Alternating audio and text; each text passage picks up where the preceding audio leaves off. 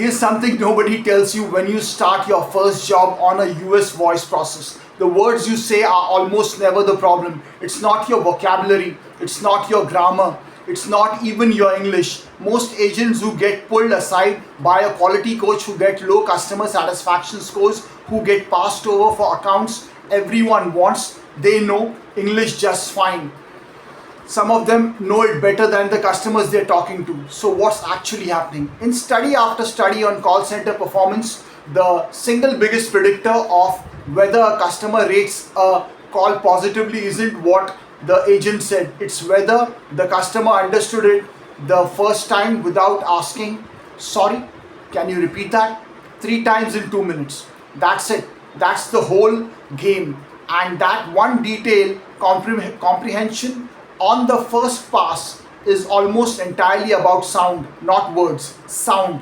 So today we are going to spend the next 1 hour taking apart exactly what makes American English sound the way it does, and exactly how you rebuild your own speech piece by piece so that a customer in Ohio or Texas or California understands you instantly the first time, every time. Not by erasing who you are, not by pretending to be someone you are not, but by adding a new set of sounds on top of what you already have. The same way a musician learns a new instrument without forgetting the one they already play. I want to open with a story because I think it explains this whole topic better than any rule book could. A few years back, a young woman named Divya took a job on a US healthcare support line. She had studied English her whole life. She could write essays that would make an editor jealous. Her first week on the floor, she took a call from a man in Kansas who wanted to confirm his prescription refill date. She said the date clearly, at least clearly to her own ears. He paused. He said, "I'm sorry, when?" She repeated it. He paused again, longer this time. Eventually, she had to spell it out letter by letter, number by number, like she was reading a password over the phone. The call that should have taken 90 seconds took 6 minutes. And here's the part that stuck with her. It wasn't a hard word. It was a date. Something like the 14th. And the reason he couldn't catch it wasn't that her English was wrong. It was that the rhythm was wrong. In her natural speech pattern, every syllable got roughly the same weight, the same length, the same punch. In his native listening pattern, one syllable in that word was supposed to jump out louder, longer, higher, while the others faded into the background, almost like background noise. When that one syllable didn't jump out, his brain had nothing to grab onto. It wasn't confused but unfamiliar sounds. It was confused by unfamiliar music. That's the whole secret hiding in plain sight. American English is not just a set of sounds, it's a rhythm, a music, a pattern of stress and rest that native listeners use mostly without knowing it, to find the important words in a sentence, the same way your eye finds a red object in a green field. Take that rhythm away, even if every single sound is technically correct and the listener has to work twice as hard to understand you, and on a phone call where there's no face to read, no hands to watch, no context clues from the room, that extra work is often the difference between a 5-star survey and an angry supervisor escalation. So here's my promise to you. For the next 3 hours, by next 1 hour,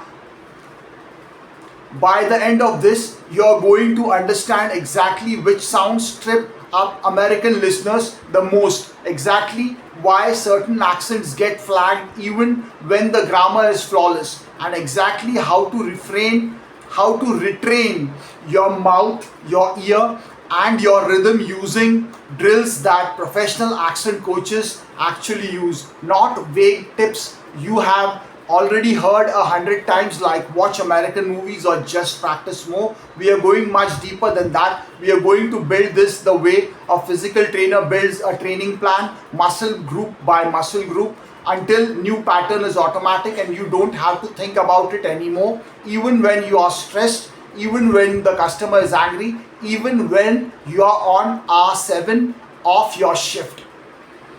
Before we go further, let's clear up something that trips up almost every beginner, and it's important enough that I want to deal with it right at the start rather than let it sit in the back of your mind for the next 1 hour. Accent neutralization does not mean losing your accent completely, and it definitely does not mean becoming ashamed of where you're from. Nobody, not the best coach in the world, not the most expensive training program, can or should erase every trace of your background from your voice. That's not the goal, and honestly it is not even possible. What we are actually doing is something much more specific and much more achievable.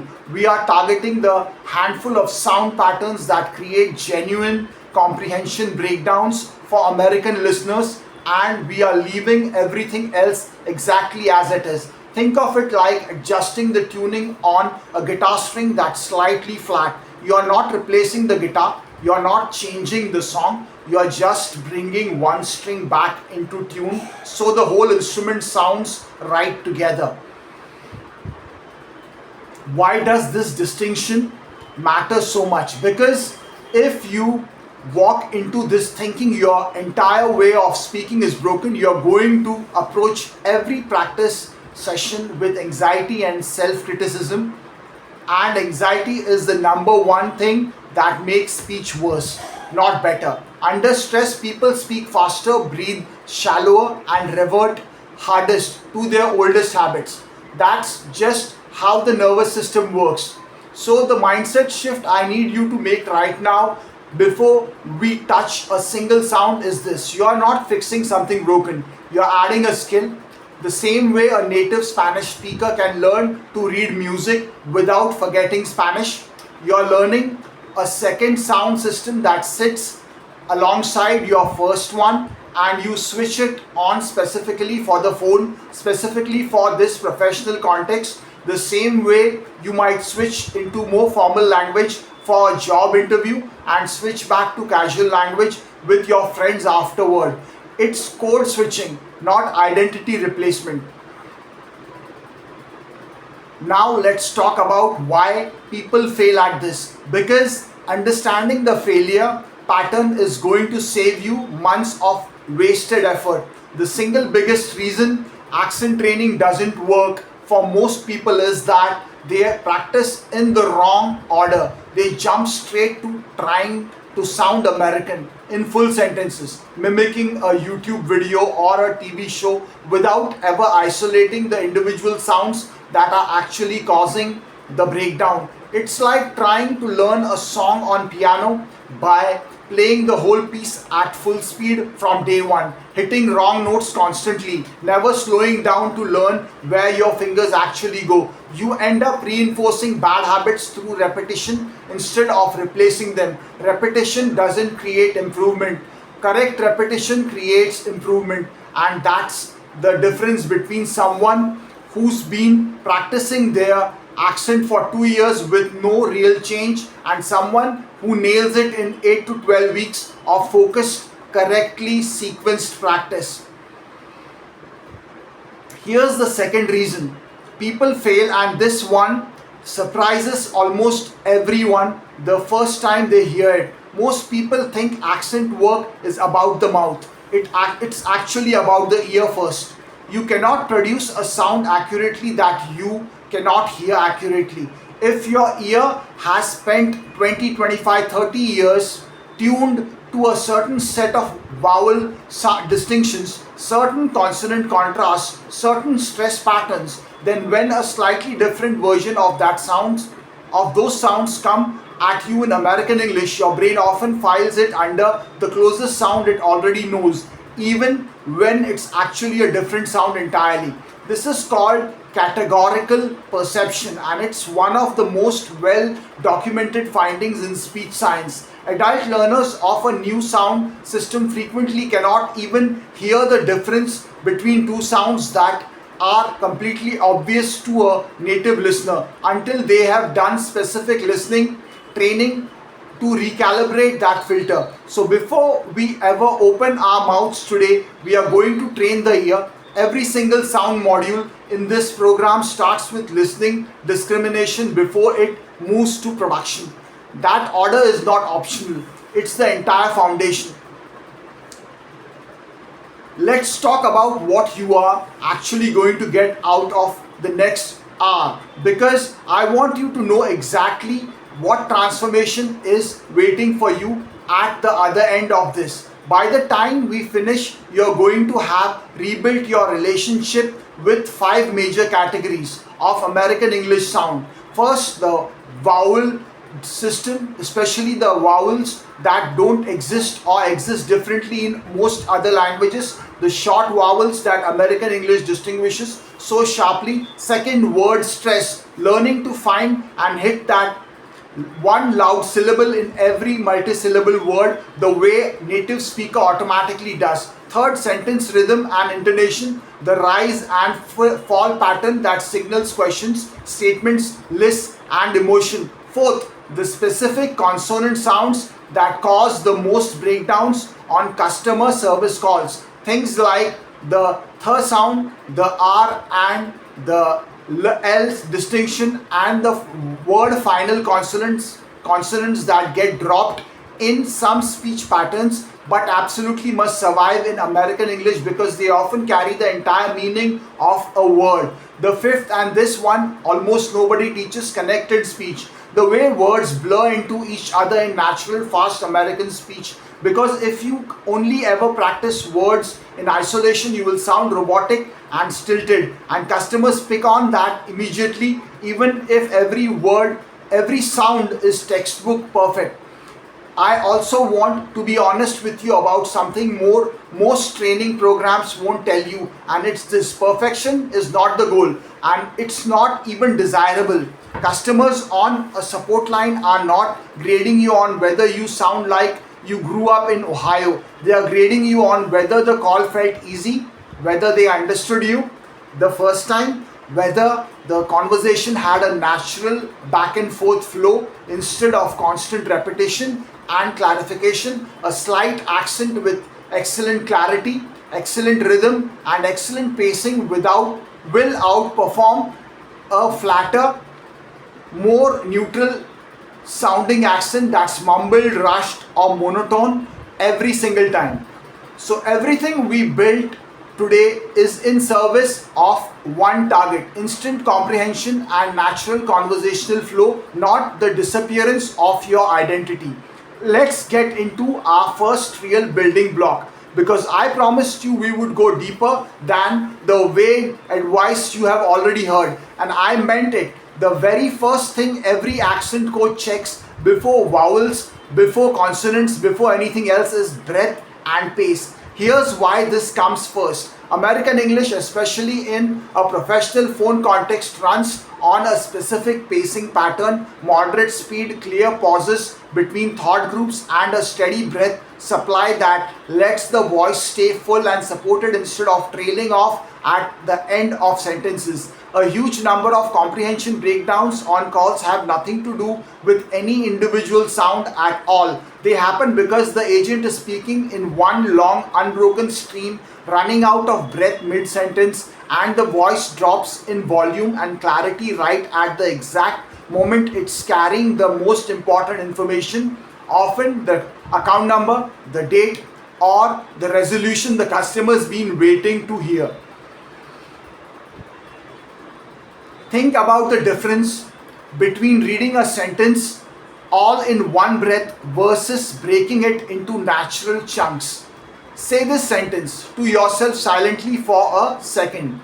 Your refund of $89 will be processed within 3 to 5 business days, and you will receive a confirmation email once it clears. Now imagine saying that entire thing in one breath, rushing towards the end because your lungs are running out of air. By the time you hit confirmation email, your volume has dropped, your clarity has dropped, and that's exactly the part the customer needed to hear clearly, because it answers, how will I know it worked? Now imagine instead breaking it into three natural chunks with a breath and a tiny pause between each.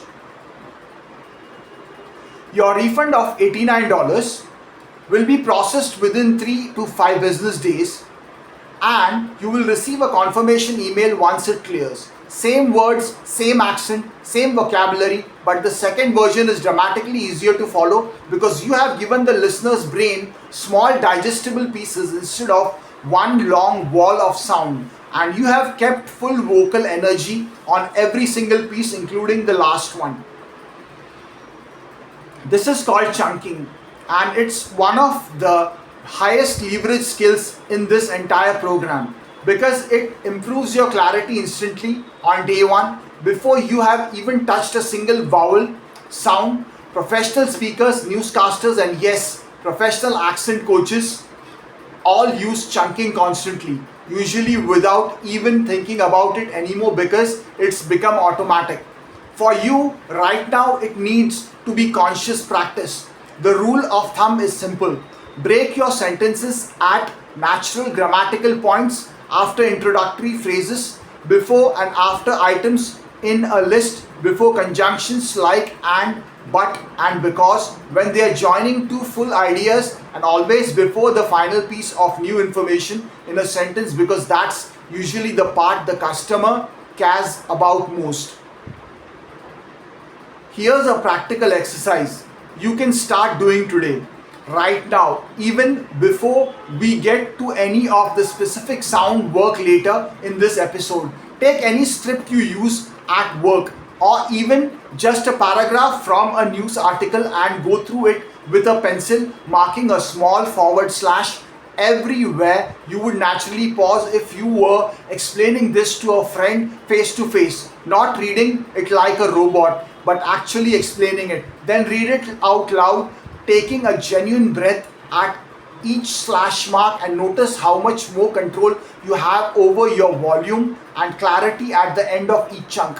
Record yourself doing this. I know nobody loves hearing their own recorded voice. That's completely normal, almost universal actually, but this is non-negotiable for this kind of training because your own ear, remember, is not yet calibrated to notice that what a customer notices. You need the objective evidence of a recording to catch what's actually happening versus what you think is happening in the moment. Now here's something most people don't expect. Pacing problems almost always run in one of two directions, and figuring out which direction you lean is going to shape how you practice for the rest of this program.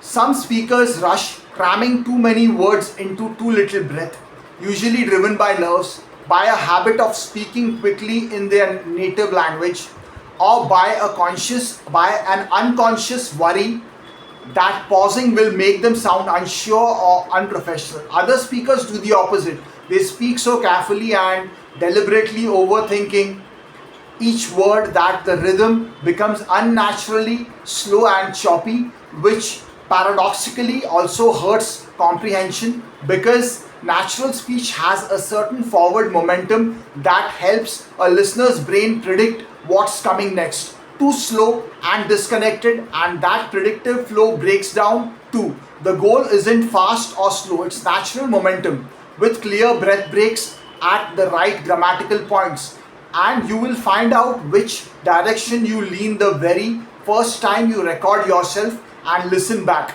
which is exactly what I want you to do after this episode before you move on to the next listening session. Let's connect this back to Divya for a second because her story actually had a second act that I think you will find useful. After that call with the man in Kansas, she didn't do what most people do, which is panic and try to change everything about her voice all at once. She started with exactly what we just covered: breath and chunking. For 2 weeks, all she practiced was marking her call scripts into natural breath groups and reading them out loud with real pauses. Nothing else. No vowel drills, no consonant work yet. And here's what she told her supervisor a month later. Her average call handle time actually went down, not up, because she was asking customers to repeat their information far less often, and her customer satisfaction scores jumped from bottom quartile of her batch to the middle within the first month, before she had even started on the more detailed sound work we are about to get into. That's how much leverage there is in just this one skill: pacing and chunking, done consistently.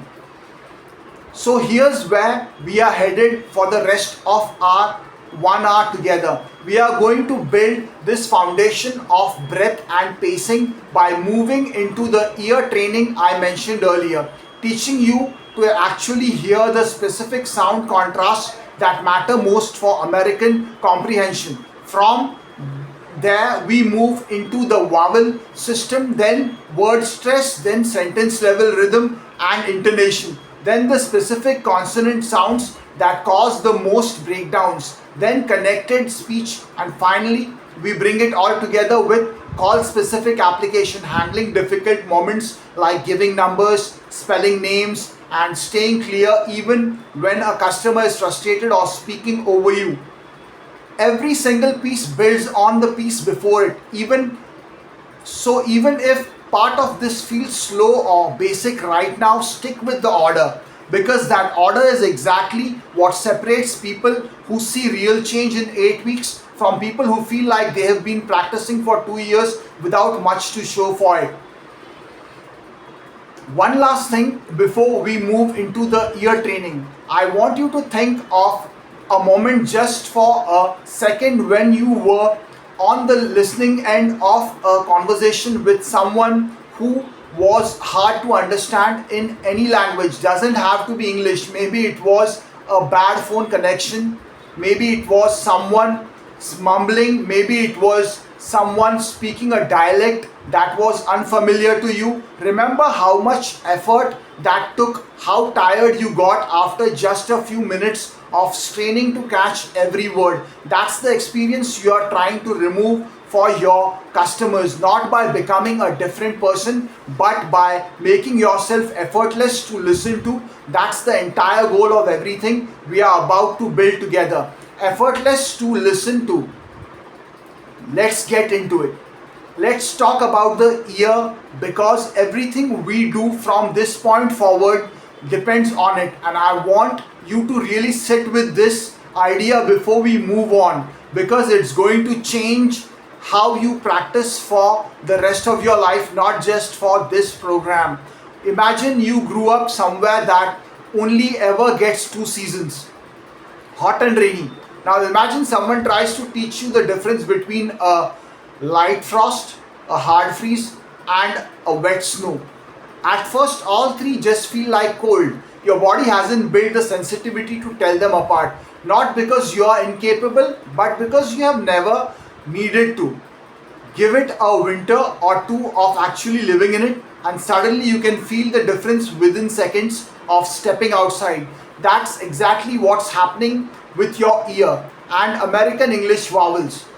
Your ear has spent a lifetime calibrated to the sound categories of your first language, and American English draws its category boundaries in slightly different places. Until you retrain that calibration, certain American vowels that sound completely distinct to a native listener are going to sound like the same cold to you.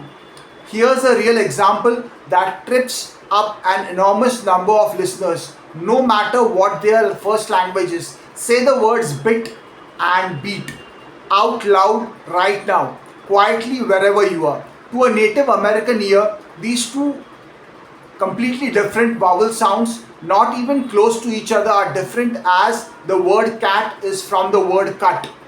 But for a huge number of learners, especially in the beginning, both of those words land on the exact same internal vowel category, something like a general E sound, and the only difference they can consciously perceive is that one word feels a little shorter than the other. That's a problem because in American English, that vowel contrast isn't just a minor pronunciation detail. It's often the entire difference between two completely different words. Sheep and ship, seat and sit, leave and live. On a customer service call, mixing these up doesn't just sound slightly foreign, it can genuinely change the meaning of what you are saying. And that's exactly the kind of breakdown that makes a customer stop trusting that they are being understood correctly. So here's the first real exercise of this program, and I want you to actually do this. Not just listen to me, describe it, because passive listening to me talk about vowels will not retrain your ear. Only active discrimination practice does that. Here's how it works. You need what's called a minimal pair. Two words that differ by exactly one sound. Bit and beat is a minimal pair. So is cat and cut. So is full and fool.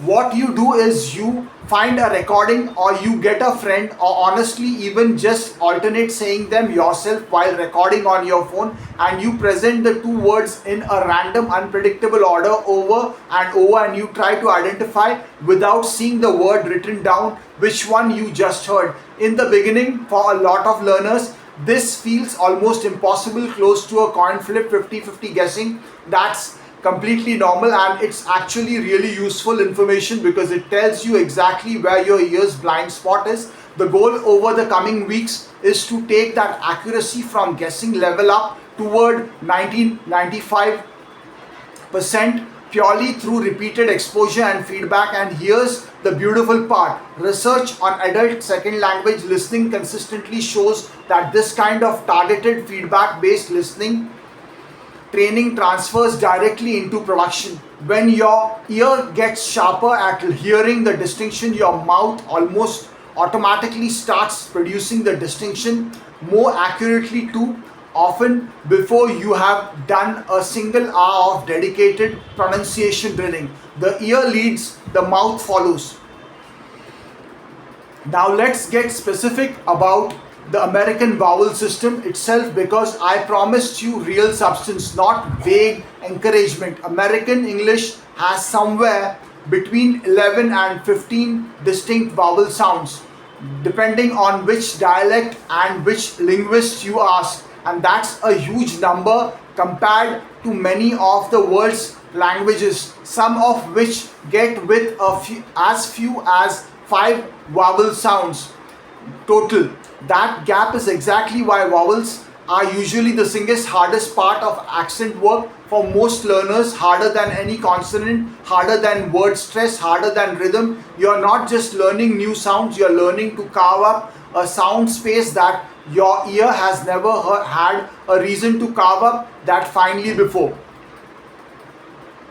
Let's walk through the vowel sounds that cause the most trouble on customer service calls, specifically because I have narrowed this down based on which breakdowns actually show up most often in call recordings and quality reviews. The first pair is the one we have already touched on, the short "ih" sound, as in bit, sit, lie, live, give, versus the long "e" sound, as in beat, seat, leave, sheep.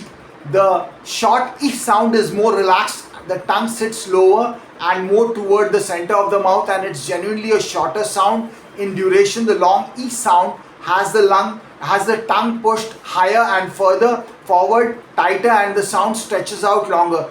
A trick that works well here: say "e" and hold it, really stretch it out, feel how tense your tongue and lips get. Now say "ih" and notice how much more relaxed and shorter it feels by comparison. That physical sensation of tension versus relaxation is often a faster way in than trying to think about it purely in terms of sound. The second pair that causes constant trouble is the vowel in cat, hat, back, man versus the vowel in cut, hut, buck, run. These sound wildly different to a native ear, but for a lot of learners they initially blend into one generic "ah" sound. The cat Vowel is made with the mouth quite wide open and the tongue low and forward, almost like you're starting to smile while you say it. The cut vowel is more central, more relaxed, shorter, almost like a lazy, unstressed grunt in the middle of the mouth, and it's actually the single most common vowel sound in all of American English, called the schwa. When it shows up in unstressed syllables, which we will come back to when we get to word stress, practicing this pair matters enormously for call center work, especially because think about how often the word can or can't shows up in customer service and how catastrophic it can be if a customer mishears one for the other. Yes, we can process that refund versus no, we can't process that refund are opposite meanings that differ by exactly this one vowel sound plus a final consonant, and getting that vowel crisp and distinct is not optional. It's a genuine business critical skill. The third pair worth serious attention is the vowel in the words like full, book, put, good versus the vowel in fool, boot, food, moon. Same pattern as our first pair. One is shorter and more relaxed, the other is longer and more tense,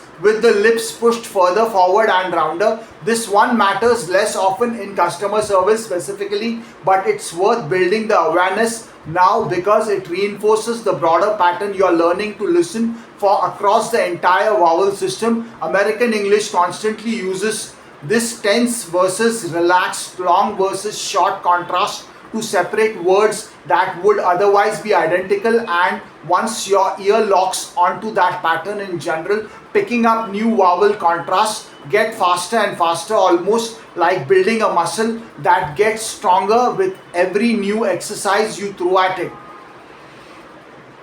Let's talk about a fourth vowel that deserves its own special attention because it is without exaggeration the single most frequent vowel sound in the entire language, and it's also the one that almost no learner is ever taught to think about directly. It's called the schwa, and it's that soft, quick, relaxed sound that shows up in unstressed syllables everywhere in English. Think about the word banana. Let's say it slowly. Banana. The middle syllable is stressed and clear, a full ah sound. But the first and last syllables, they are not really ba and na the way they are written. They are both actually that same lazy schwa sound, banana.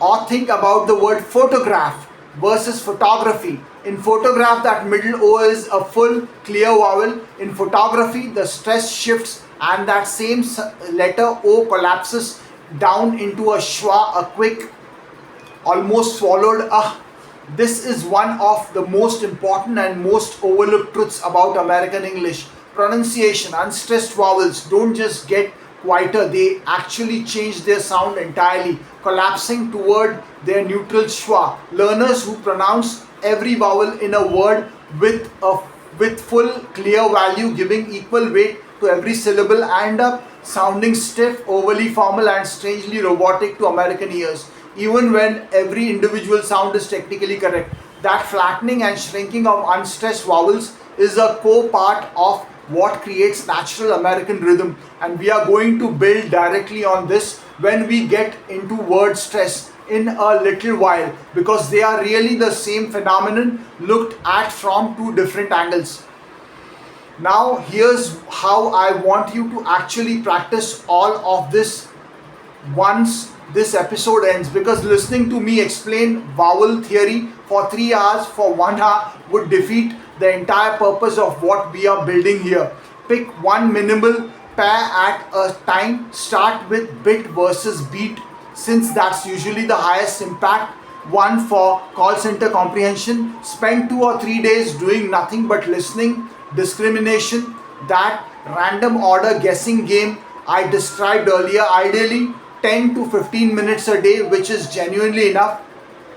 You don't need marathon sessions. Short focus daily practice beats long infrequent sessions every single time in the speech training research.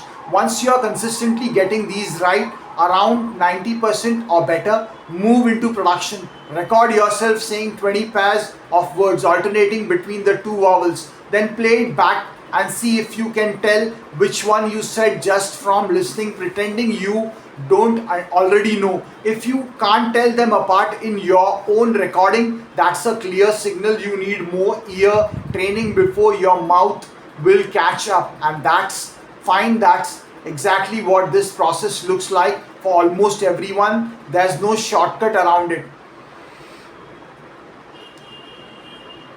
I also want to give you a mental model that a lot of learners find useful once they have got the basic mechanics down. Think of American vowels as living on two dials you can turn. One dial goes from relaxed to tense, controlling how much muscular effort and precision goes into shaping the sound. The other dial goes from short to long, controlling how much time you actually spend holding the sound. Nearly every one of the treble pairs we just covered is really just these two dials set slightly differently. Bit is relaxed and short, beat is tense and long, cut is relaxed and short. Everything in this vowel system becomes far less overwhelming once you stop thinking of it as 40 different arbitrary sounds to memorize and start thinking of it as a small number of underlying physical adjustments you're making with your tongue, your jaw and your lips combined in different ways. Before we move into word stress, I want to address something that comes up constantly in this kind of training, because I guarantee at least some of you are feeling it right now. This can feel discouraging in the first week or two. You will be doing the minimal pair exercises and getting them wrong more often than you would like, and some part of your brain is going to whisper that you are not good at this, that maybe your ear is permanently wired the way it is. I want to be very direct with you that whisper is wrong, and there's decades of research on adult speech learning that backs this up completely. Adult learners absolutely can retrain these perceptual categories at any age. It just requires the right kind of practice, which is exactly the structured, feedback driven, minimal pair based approach we are doing here, rather than the vague, unstructured, just watch more American TV advice that gets repeated everywhere without ever actually working reliably for most people. Give this 2 consistent weeks before you judge your own progress. Speech learning doesn't move in a straight line. It tends to feel flat and frustrating for a while and then click into place almost all at once, and that click is coming as long as you keep showing up for the short daily practice. Let's take everything we have built so far, breath and chunking, ear training and the vowel dials, and connect it forward to where we are headed next, because none of these pieces work in isolation. They are all going to stack together into one integrated skill by the time we are done. Right now, you might be practicing individual vowel pairs in isolated words, which is exactly where you should be. But the moment you start moving those vowels into full sentences, a new challenge appears, because not every syllable in a sentence gets equal treatment. Some words and some syllables get hit hard, loud, clear and long, while others get compressed down almost to nothing. That schwa sound we just talked about, figuring out which syllables deserve that spotlight and which ones fade into the background, is called word and sentence stress, and it is without exaggeration the single most important rhythmic feature that separates speech that sounds natural and instantly comprehensible from speech that, even with perfect individual vowels and consonants, still sounds slightly off to an American ear. That's exactly where we are headed next. Let's pick up exactly where we left off with that idea of the schwa, that soft, lazy, collapsed vowel sound that shows up whenever a syllable isn't carrying the stress in a word. That single idea is actually the doorway into one of the most powerful shifts you can make in this entire program, and it's called word stress. Here's a claim I want you to really sit with, because it sounds almost too simple to be true, but it's backed by a huge amount of speech perception research. Native English listeners rely on stress patterns to recognize words almost as much as they rely on the actual sounds inside those words. If you say a word with all the right sounds but the stress lands on the wrong syllable, a native listener's brain often can't find that word at all. Even though every individual sound was technically correct, it's not a minor cosmetic issue, it's a recognition failure. Let me give you a concrete example that shows up constantly in professional settings. Take the word record. Say it out loud two ways. First, stress on the first syllable. Record. Like, I would like to check your record. Now stress the second syllable. Record, record, record. Like, can you record this call for quality purposes? Same spelling, same letters, same individual sounds, but two completely different words, a noun and a verb. And the only thing separating them is which syllable gets the punch. English is full of these stress shifting word pairs. Present, the gift, versus present, the act of presenting. Object, the thing, versus object, the act of objecting. Native speakers use stress placement as a primary signal for meaning constantly without any conscious awareness that they are doing it. If your instinct is to flatten out stress and give every syllable roughly equal weight, which is completely natural if your first language doesn't use stress this way, you're removing one of the main tools English speakers use to figure out what word you're actually saying. So here's the practical question. How do you know which syllable to stress in a word you have never seen before? There isn't a single rule that covers everything. English stress patterns have a genuinely messy history, borrowed from many source languages over centuries, but there are patterns that cover the vast majority of everyday vocabulary, and learning even just the big ones will dramatically improve your accuracy. Two syllable nouns and adjectives usually stress the first syllable. Think table, happy, market, office. Two syllable verbs usually stress the second syllable. Think decide, begin, explain, return. That single pattern alone, first syllable for nouns and adjectives, second syllable for verbs, resolves a surprising number of tricky stress shifting pairs we just talked about, because it's exactly the pattern behind record, the noun, and record, the verb. For longer words, there's another pattern worth knowing related to certain word endings. Words ending in shin, shun, ik, or iti almost always put the stress on the syllable right before that ending. Information, decision, electricity, actively. Try it with a word like photograph versus photography versus photographic, which we touched on briefly last episode. Photograph or photography, stress shifts because of that E ending pulling the pattern. And remember, the O collapses to a schwa now that it's unstressed. Photographic, stress jumps again because of that ik ending. Same root word, three different stress patterns, three different vowel qualities in the unstressed syllables, and every single native speaker does this automatically without ever having memorized the rule. Purely through decades of exposure, you're catching up on that exposure deliberately and quickly instead of accidentally over decades. I want to give you a practice method for that professional coaches actually use, because I promised you real tools, not just theory. It's called stress marking.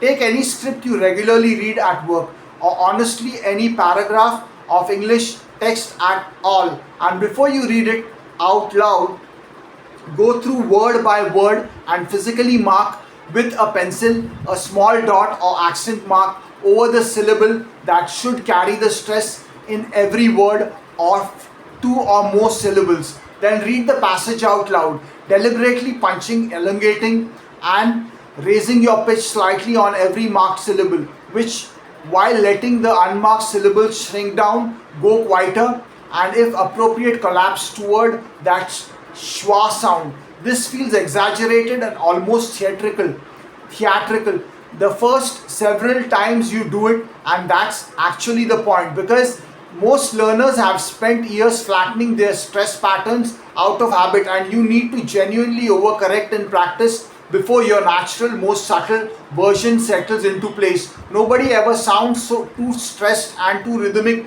from doing this drill. The far more common failure is doing it too gently and not building the habit strongly enough to survive the pressure of a live customer call. Now let's zoom out from individual words to something even bigger, and this is where things get really interesting, because this next layer is what actually makes speech sound like music instead of a flat list of words, and it's sentence stress, sometimes called prominence. Here's the key idea. In a natural English sentence, not every word gets equal treatment either. Exactly the same principle as word stress, but operating one level up. Content words, the nouns, main verbs, adjectives, and adverbs that carry the actual meaning of a sentence, tend to get stressed. Function words, the small connective words like is, the, a, to, and of, tend to get compressed, shortened, and often collapse toward that schwa sound, almost disappearing into the rhythm around them. Let's test this with a sentence you would actually call say on a call. I can help you with that today. Say it loud naturally, the way you would actually explain it to a friend, not reading it like a list. Notice which words your voice naturally wants to lean into. It's probably something like, I can help you with that today, with help, that, and today getting more weight, while I can you with mostly slide by quickly and quietly. Now try the opposite, giving every single word completely equal stress and length. I can help you with that today. Notice how mechanical, how almost robotic that second version sounds. Even though every single sound is identical to the first version, that difference, purely a matter of which words get emphasized and which get compressed, is a massive part of what makes speech sound naturally American versus sounding like a word by word recitation. Here's something that surprises a lot of learners. The first time they really absorb it, this pattern means that in fast, natural American speech, function words are often barely pronounced at all. Going to collapses into something much closer to gonna. In casual speech, want to becomes wanna. What are you becomes something closer to what are. Now, on a professional customer service call, you generally want to stay a notch more formal than that. You're not going to say gonna and wanna to a customer. That would actually read as too casual for most support contexts. But understanding that this compression happens constantly in the speech you're going to hear from customers themselves is hugely important for you listening, for your listening comprehension. If you are expecting every word to be pronounced fully and clearly the way it's written, and instead a stressed, frustrated customer talks fast and swallows half their function words, you can get genuinely lost, not because your English is weak, but because you haven't yet trained your ear for how compressed real fast American speech actually gets. We'll come back to this exact idea in more depth when we get into connected speech a bit further into today's episode. Now let's climb one more level from sentence stress up to intonation, the actual rise and fall, the melody of your voice across a full sentence, because this is the layer that carries emotional tone and grammatical meaning simultaneously, and getting it wrong can genuinely change how a customer perceives your attitude even when your words are perfectly polite. Here's the core pattern to learn first because it covers an enormous amount of everyday call center language, statements, and most information questions. The ones starting with who, what, where, when, why, and how generally end up with your pitch falling, dropping down toward the end of the sentence. But yes or no questions, the ones that can be answered with a simple yes or no, generally end with your pitch rising up toward the end. Try this out loud. Say, your order has shipped as a plain statement and let your pitch drop naturally to the word ship, falling down at the very end. Now say, did your order ship as a yes or no question and let your pitch climb upward on that final word ship, rising at the very end. Now here's the part that trips up a huge number of learners and creates real friction on customer calls. If your natural speech pattern applies a rising intonation to statements ending every sentence on an upward tilt, regardless of whether it's a question or not, something linguists sometimes call uptalk. When it happens in certain patterns, American customers can genuinely misread you as uncertain, hesitant, or even as if you're asking them a question when you're actually giving them a confirmed answer. Imagine telling a customer, your refund has been approved, but with a rising pitch at the end, as if you were asking them whether it had been approved. That mismatch between your words, which are confident and clear, and your melody, which sounds tentative and unsure, creates a strange, unsettling gap that customers pick up on immediately, even if they couldn't tell you exactly what felt off about the call. This is actually one of the fastest wins available in this entire program because it doesn't require learning any new sounds at all, just redirecting a melody you already have full physical control over. Here's a drill worth doing daily for the next week. Take 5 confident factual statements commonly used at work. Things like, your account is now active, that charge will be reversed within 5 days, I have updated your address on file. For every single one, deliberately let your pitch fall on the final stressed word, practicing that downward confidence until it feels natural rather than forced. Record yourself doing this and listen back specifically for that falling ending, because in the beginning a lot of learners think they are doing it while they are recording, reveals the old rising habit is still sneaking back in, especially right at the very end of the sentence where old habits like to hide. There's a second major intonation pattern worth knowing specifically for customer service work, and it's how you handle lists. When you are walking a customer through multiple items, options, or steps, American English typically uses a rising pitch on every item except the very last one, which falls. Think about saying, you can pay by credit card, debit card, or bank transfer. Now notice how credit card rises a bit, debit card rises a bit, and then bank transfer falls at the very end, signaling to the listener purely through melody that the list is now complete. This might sound like a small detail, but it does real work. It lets the customer track exactly how many options you're giving them and know precisely when you're finished listing them without needing to explicitly say, and that's it, every single time, which speeds up the call and makes it feel more natural and less like you're reading from a script, even when you actually are. Let's bring word stress, sentence stress, and intonation together into one integrated picture, because separately these can feel like 3 different things to juggle, but they are really 3 expressions of the exact same underlying skill, which is knowing what matters most in what you're saying at any given moment, and then letting your voice physically reflect that hierarchy of importance. The word that matters most in a sentence gets the loudest, longest, clearest treatment. The syllable that matters most within that word gets the same treatment at a smaller scale. and the overall shape of your pitch across the whole sentence signals whether you are stating a fact, asking a question, or walking through a list.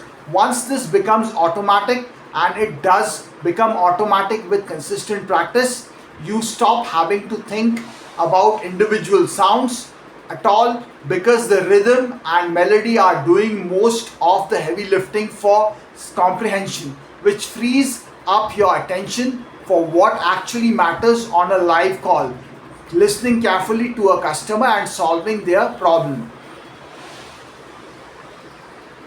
Here's where we are headed next. We have built breath and pacing, we have built the ear and the vowel system, and now we have built stress and intonation.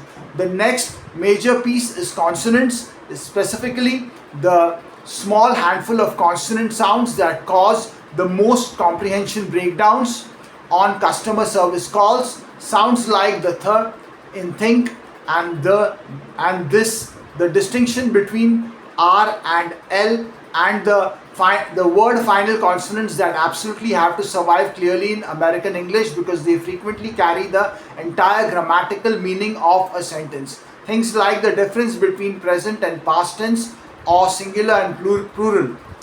Singular and plural. Let's get into it. Let's move into consonants now, and I want to start by resetting expectations a little, because a lot of learners walk into accent training assuming consonants will be the hard part, the scary part, when actually after everything we just built with vowels, stress and intonation, consonants are usually the fastest wins in this entire program. There are really only a small handful of consonant sounds that cause majority of comprehension breakdowns on customer service calls, and each one has a very specific learnable mouth position behind it. You don't need to master every consonant in English. You need to master maybe 5 or 6 specific trouble spots, and the return of that focused effort is enormous. Let's start with the sound that probably causes more anxiety than any other single sound in English, the th sound, as in think, this, three, the, and with. This, here's the good news right away. There are actually only 2 th sounds, not dozens, and both use the exact same simple mouth position.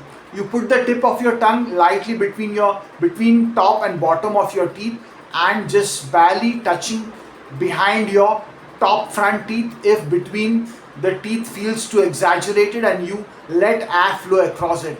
If your vocal cords are vibrating while you do this, you get the sound in this, that, the, and mother, what's called the voiced version. If your vocal cords stay silent and it's just air, you get the sound in think, three, bath, and nothing, the voiceless version. Try it right now. Put your fingers lightly on your throat and say the, and then think, and notice the buzz on the that disappears on think. Same tongue position both. The only difference is whether your voice box is switched on. Now here's why this sound causes so much trouble specifically for accent neutralization. It genuinely doesn't exist in the vast majority of the world's languages.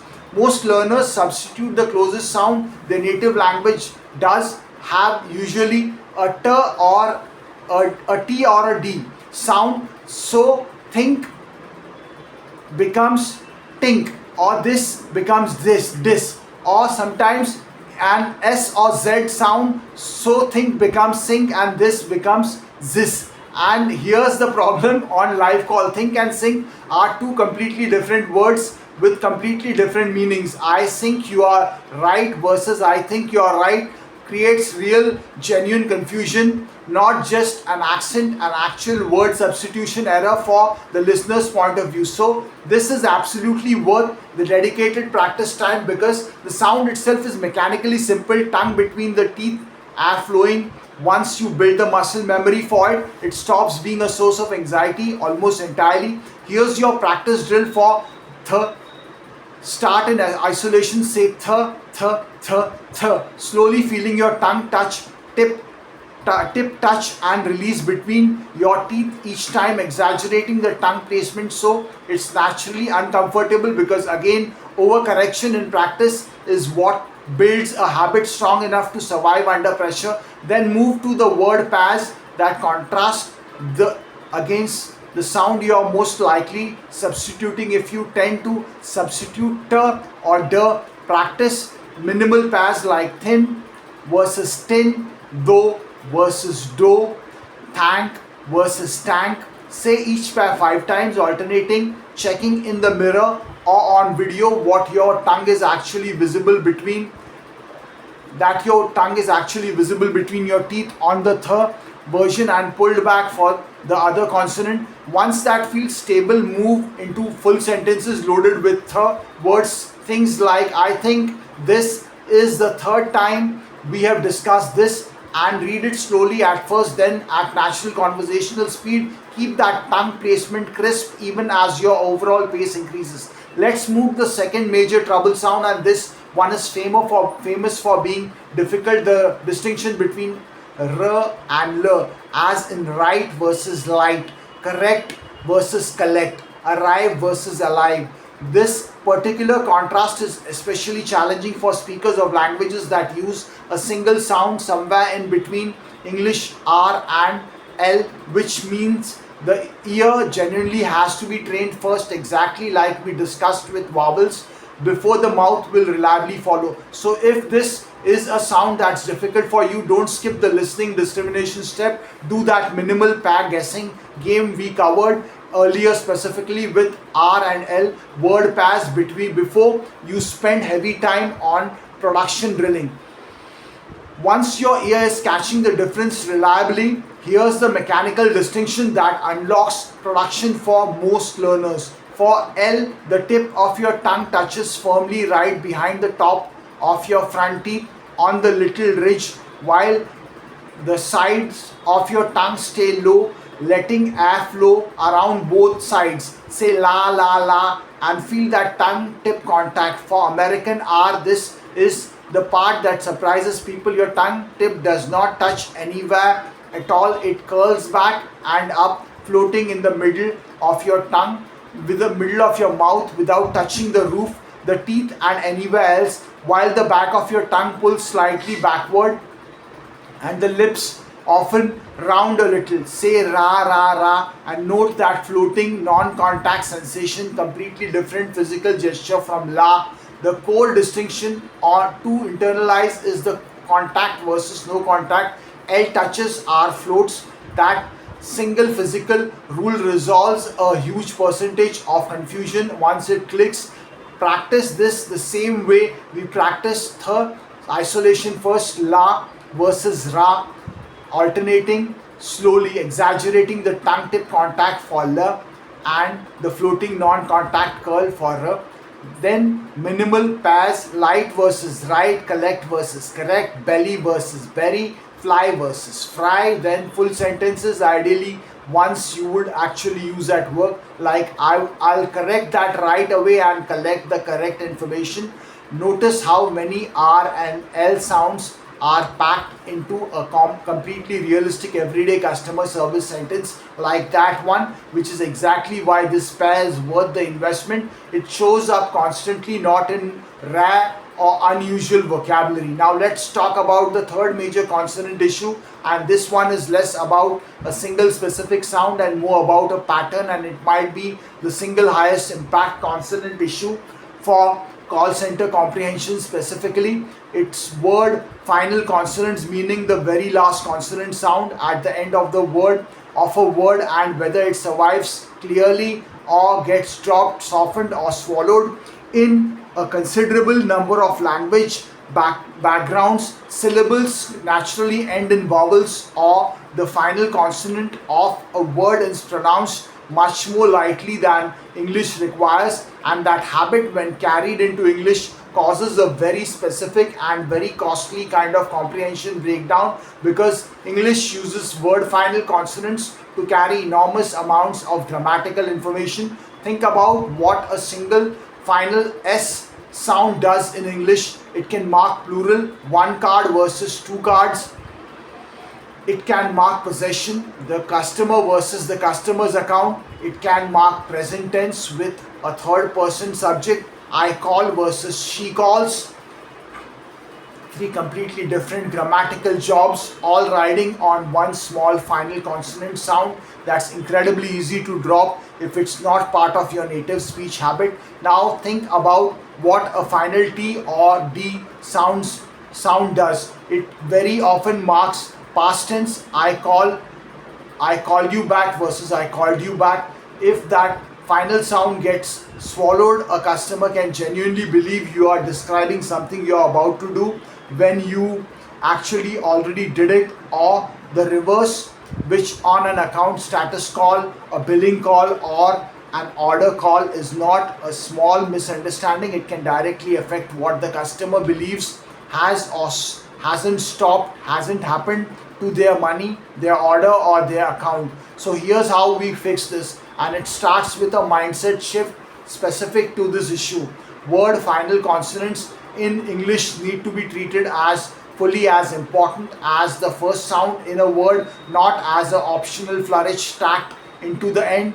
A useful physical cue that a lot of coaches use is this. Imagine every final word final consonant needs to be strong enough that someone standing across the room, unable to see your lips, could still tell it was there just from the crispness of the release. That doesn't mean shouting it or adding an extra vowel sound after it, which is another common overcorrection, turning called into called. It means giving the tongue and lips a clean, deliberate, complete articulation at the very end of the word instead of training off, stopping short. Here's a targeted drill. Take a list of 10 words that end in the consonant sounds most relevant to your work. Things like S, T, D, ed, endings for past tense, ing for present continuous. Say each word, then immediately say it again, adding a completely unrelated word right after it that starts with a vowel, because this forces you to actually complete that final consonant instead of letting it blend away. Card is called already, processed it. Notice how much harder it becomes to skip that final consonant when a vowel sound is coming right behind it, demanding a clean boundary. Then go back to saying the words completely on their own in isolation at the end of a breath, which is actually the hardest position of all for a final consonant to survive clearly, and check that it's still there, still crisp, even with nothing following it. I want to connect all three of these consonant issues back to something we discussed earlier in this episode, chunking and breath. Remember how we talked about volume and clarity naturally dropping toward the end of a breath group if you are running low on air? Word final consonants are exactly the sounds that get sacrificed first when that happens, because they are both physically small, requiring precise tongue or lip movement, and they sit at the exact point in the sentence where your breath support is weakest. This is exactly why we built breath and chunking as the very first skill in this program before any individual sound work at all, because strong breath support underneath everything else is what gives these small high stakes final consonants the physical air pressure and vocal energy they need to survive clearly all the way to the end of every sentence, not just the beginning. Here's where we are headed next. We have covered the individual building blocks, vowel stress, intonation, and the key troubles consonants. In our next section, we are moving into something that ties all of it together into truly natural, fluent sounding speech, and it's called connected speech. The specific ways that words blend, link, and transform into each other. In fact, natural American conversation. This is the layer that takes you from sounding accurate but slightly careful and separated word by word into sounding genuinely fluid and natural, the way native speakers actually talk when they are not consciously thinking about their pronunciation at all. Let's get into it. Let's talk about connected speech, and I want to open with an experience that almost everyone learning American English has had at some point, because it perfectly captures why this section matters so much. You spend months studying words in isolation, building your vocabulary, practicing individual pronunciation, and you feel genuinely confident. Then you get on a call, or you watch an unscripted interview, or you listen to two Americans talking casually to each other, and suddenly it sounds like a completely different language, fast, blurred, with words seeming to disappear or merge into each other in ways that don't match anything you practiced. That gap between careful, isolated word pronunciation and fast, natural, connected speech is exactly what we are closing in this section, and it works in both directions. It will make your speech sound dramatically more natural and fluent, and it will make you a far better listener when customers themselves speak quickly. Here's the foundational idea behind everything in this section. English speakers don't produce words as separate, cleanly separated units strung together like beads on a string. They produce a continuous stream of sound, and the boundaries between words blur, shift, and sometimes disappear entirely based on what sounds come right before and right after them. This is true in every language to some degree, but English does it in very specific, very predictable ways. And once you learn the patterns connected, speech stops being a mysterious blur and starts being a rule governed system you can actually predict and produce on purpose. Let's start with the most common and highest impact pattern called linking.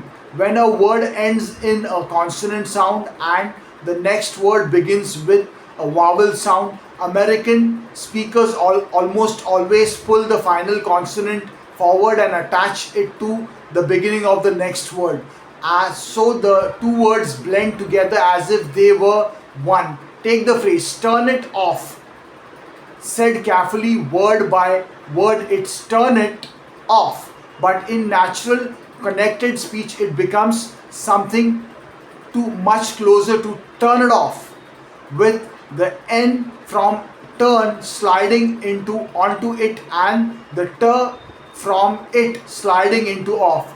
This isn't sloppy or careless speech, and it isn't something only casual speakers do. It's the standard expected pattern of fluent American English, used constantly by news anchors, professional speakers, everyone. If you keep every word crisply separated, pronounced with a tiny gap before and after it, the way careful, deliberate, word by word speech sounds, you end up sounding stilted and non-native, even if every individual sound is technically flawless, because that word by word separation itself is the unnatural pattern from an American listener's perspective.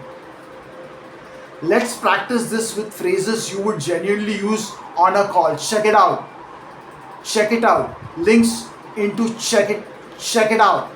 Turn it on. Links into turn it on. Look into it. Links into look into it. Here's the exercise. Take 5 phrases from your actual work scripts where a word ending in a consonant is followed by a word starting with a vowel, and practice saying them. First the careful separated way, then the linked blended way, back and forth until the linked version starts to feel natural rather than like you're cutting corners. A lot of learners feel almost like they are being lazy or sloppy the first time they deliberately link words this way, because it goes against the instinct to pronounce every word fully and separately. And I want to directly address that feeling right now. This is not laziness, it's precision, because linking is exactly what native listeners' ears are tuned to expect, and correctly linked speech is actually easier for them to follow, not harder, since it matches the rhythmic pattern their brain is already predicting. There's a second linking pattern worth knowing, and it happens when one word ends in a vowel sound and the next word also begins with a vowel sound. In this situation, American speakers often insert a very light, almost imperceptible consonant like glide sound to bridge the gap smoothly rather than stopping and restarting the airflow between the two vowels. If the first word ends in a sound like E or I, speakers tend to insert a very light Y glide. So I asked becomes comes out closer to I asked. If the first word ends in a sound like O or U, sounds speakers tend to insert a very light W glide, and so go on comes. You don't need to force this artificially, it tends to happen naturally on its own once you stop deliberately inserting a hard stop or a tiny pause between every single word, which is really the bigger habit to break here. Training yourself to let vowel to vowel transitions flow smoothly instead of catching and restarting your breath between them. Now let's talk about a second major category of connected speech called assimilation, which is when a sound actually changes to become more similar to the sound next to it rather than linking onto it. The most useful example for call center work involves the word you and the words ending in certain consonant sounds right before it. Think about how did you almost never sounds like did you in natural speech. It comes out much closer to did ya, or won't you comes won'tcha, or miss you becomes closer to miss you. This happens because the d, t and the s sounds are physically pulled towards the y sound that starts you, blending into a new combined sound. This is worth knowing for two reasons. First, for your own speech, using natural assimilation in casual moments of a call while staying a little more careful, and standard informal moments, giving an account number for instance actually makes you sound more natural and fluent overall, not less professional. Second, and just as important, this is exactly the kind of pattern that can trip up your listening comprehension if you are not expecting it, because a customer saying jijia get that is asking a completely normal common question, and if your ear is not trained to recognize did you its slow careful form, you can genuinely miss it entirely in fast natural speech. Let's move to a third pattern, and this one connects directly back to something we discussed earlier when we talked about sentence stress and function words reduction. Remember how function words, the small grammatical connectors like to, for, of, and, can, tend to lose their full vowel value and collapse toward that schwa sound when they are unstressed in a sentence. In connected speech, this reduction becomes even more pronounced and even more consistent. Going to reduces toward gonna, want to reduces towards wanna, have to reduces towards have to, kind of reduces towards kinda, because often reduces to something close to cuz in very casual speech. Now, exactly like we discussed with linking, I want to be precise about how this applies to your professional context, specifically on a customer service call. You generally want to stay a notch more formal than the most casual versions of these reductions. So producing a full gonna or wanna to a customer would likely read as too casual for most support environments, but recognizing these reductions instantly when a customer uses them and allowing your own natural function words to shrink and lighten appropriately rather than forcing them to stay unnaturally full and separate is a genuine fluency skill that makes an enormous difference in how natural and comfortable you sound. Here's a really practical way to build this skill without overshooting into excessive casualness. Take a paragraph of your actual work script and read it through twice. First, read it in what I would call broadcast mode, the way a professional newscaster reads a teleprompter, clear, articulate, every word given its full value, appropriate for the most formal moments of a call, reading back an account number, confirming a legal disclosure, spelling a name. Then read the exact same paragraph again in what I would call conversational mode, letting your function words lighten and reduce naturally, letting adjacent words link together at vowel consonant boundaries. keeping full clarity in only on the content words that actually carry the meaning. Notice how different these two versions feel, and notice that neither one is wrong. They are two different registers you switch between deliberately based on what a specific moment in the call actually calls for, exactly the same way you would naturally switch your tone between reading a legal notice out loud and chatting casually with a coworker. I want to spend a moment on why these two register skills matter so much specifically in customer service, because it's not just a nice to have fluency polish, it directly affects how customers perceive you. A voice that stays in broadcast mode for an entire call, every word's fully separated and fully stressed with no natural linking or reduction at all, tends to come off across as stiff, overly formal, almost like a recorded announcement rather than a real person having a conversation. And customers often respond to that by mirroring it back, becoming more formal and guarded themselves, which can actually make a call feel colder and less collaborative.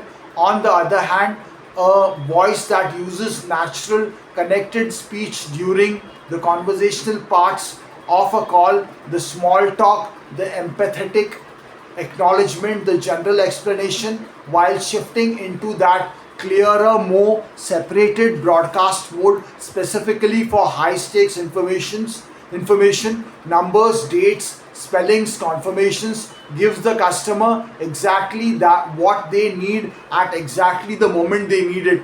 Warmth and naturalness during the human parts of the interaction, and maximum clarity during the parts where a misunderstanding would actually cause something. Let's talk about one more piece of connected speech that's specifically relevant to call center work: how to slow down and separate speech intentionally on purpose for exactly those high stakes moments without it sounding robotic or condescending to the customer. This is really the mirror image of everything else we just discovered. Instead of linking words together, you deliberately insert small, clean pauses between key pieces of information. You give every word its full separated pronunciation, and you slightly reduce your speaking rate.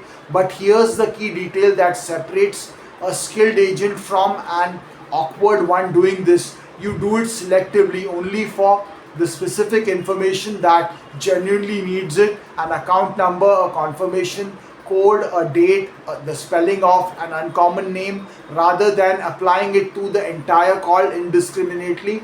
Try saying an account number two ways: first blended into the surrounding sentence at normal conversational speed. Okay, so your account number is 447219, and I have got that updated. Now try it with deliberate separation. Okay, so your account number is 447219, and I have got that updated. That second version, used surgically at exactly the right moment, is a genuinely professional skill, not a crutch, and knowing when to deploy it is just as important as knowing how to produce natural connected speech the rest of the time. Let's bring this entire section together with a genuinely practical daily exercise you can start using immediately. Take any paragraph from your actual work materials and go through it 3 times. First pass, mark every place where a consonant ending word is followed by a vowel starting word, and practice linking them smoothly. Second pass, identify the function words, the small connecting words that would naturally reduce in casual speech, and practice letting them lighten without forcing an artificially casual pronunciation. Third pass, identify the 2 or 3 pieces of information in that paragraph that are genuinely high stakes: numbers, names, dates, confirmations, and practice deliberately slowing and separating just those specific words while keeping everything else natural and connected around them. Doing this consistently, even just one paragraph a day, trains your mouth to move fluidly between these registers automatically, which is exactly the skill that makes the difference between speech that sounds accurate but effortful, and speech that sounds genuinely comfortably fluent.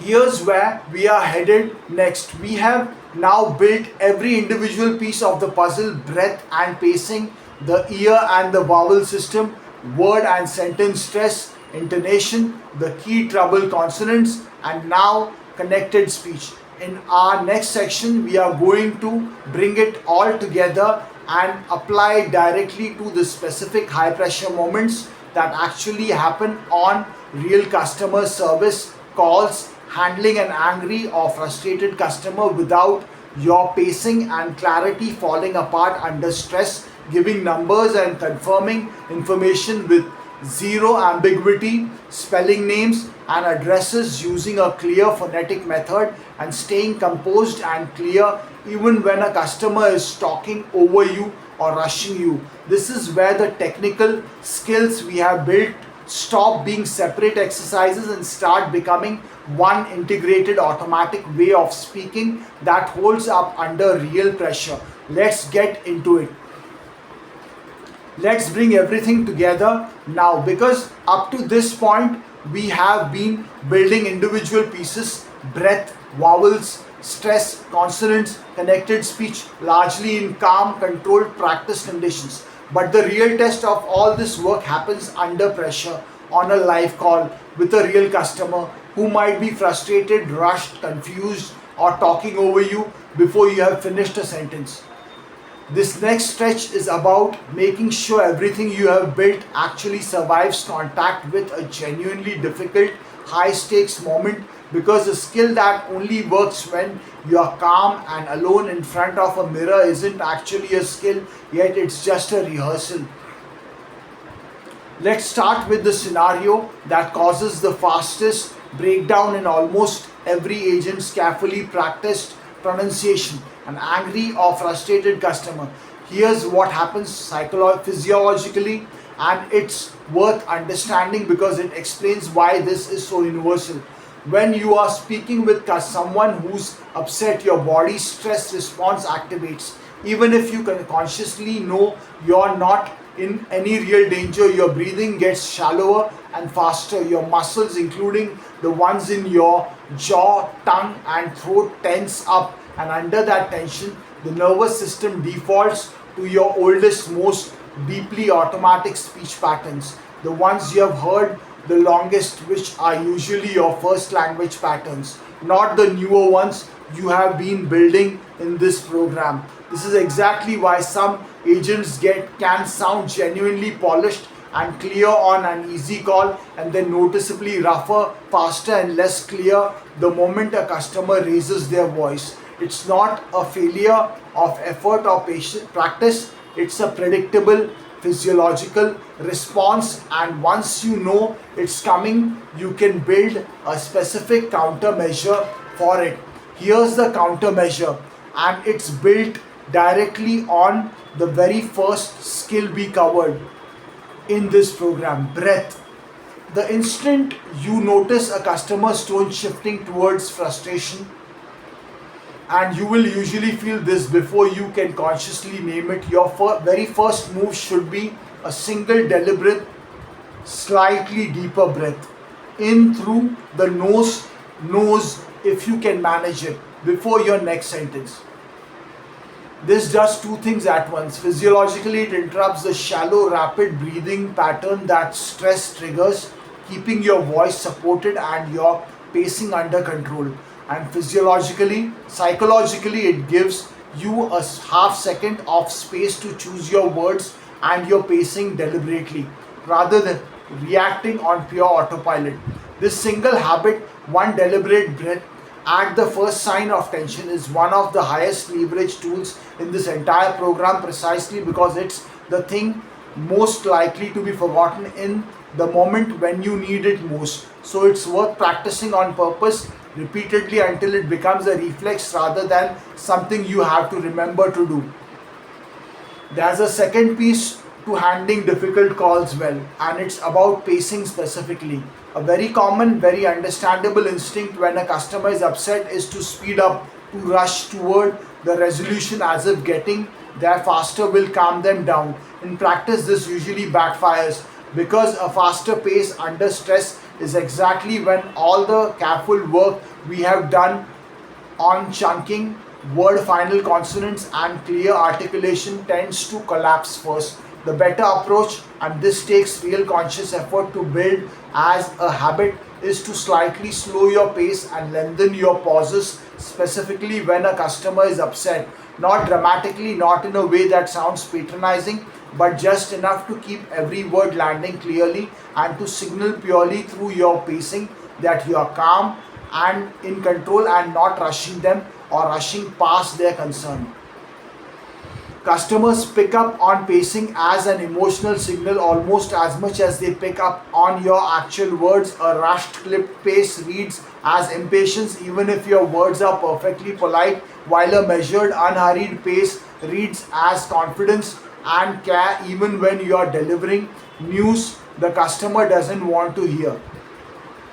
Let's move to the second major real world scenario, giving numbers clearly, because this might be the single highest stakes category of speech on an entire customer service call, and it's worth its own dedicated practice. Numbers are uniquely dangerous for a specific reason. They have almost no context to help a confused listener guess what you meant. If a customer mishears a word in a sentence, the surrounding words often help them figure out what you probably said. But if a customer mishears a single digit in an account number, a phone number, or a dollar amount, there's no surrounding context that saves them. The number is just wrong. They usually don't even realize it's wrong until much later, sometimes not until the transaction fails or a wrong amount shows up.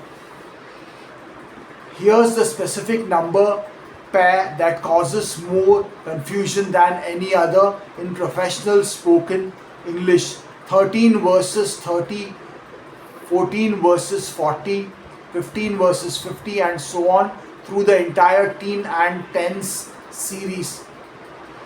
The difference between these pairs comes down almost entirely to two things: which syllable is stressed and whether that final consonant sound survives clearly.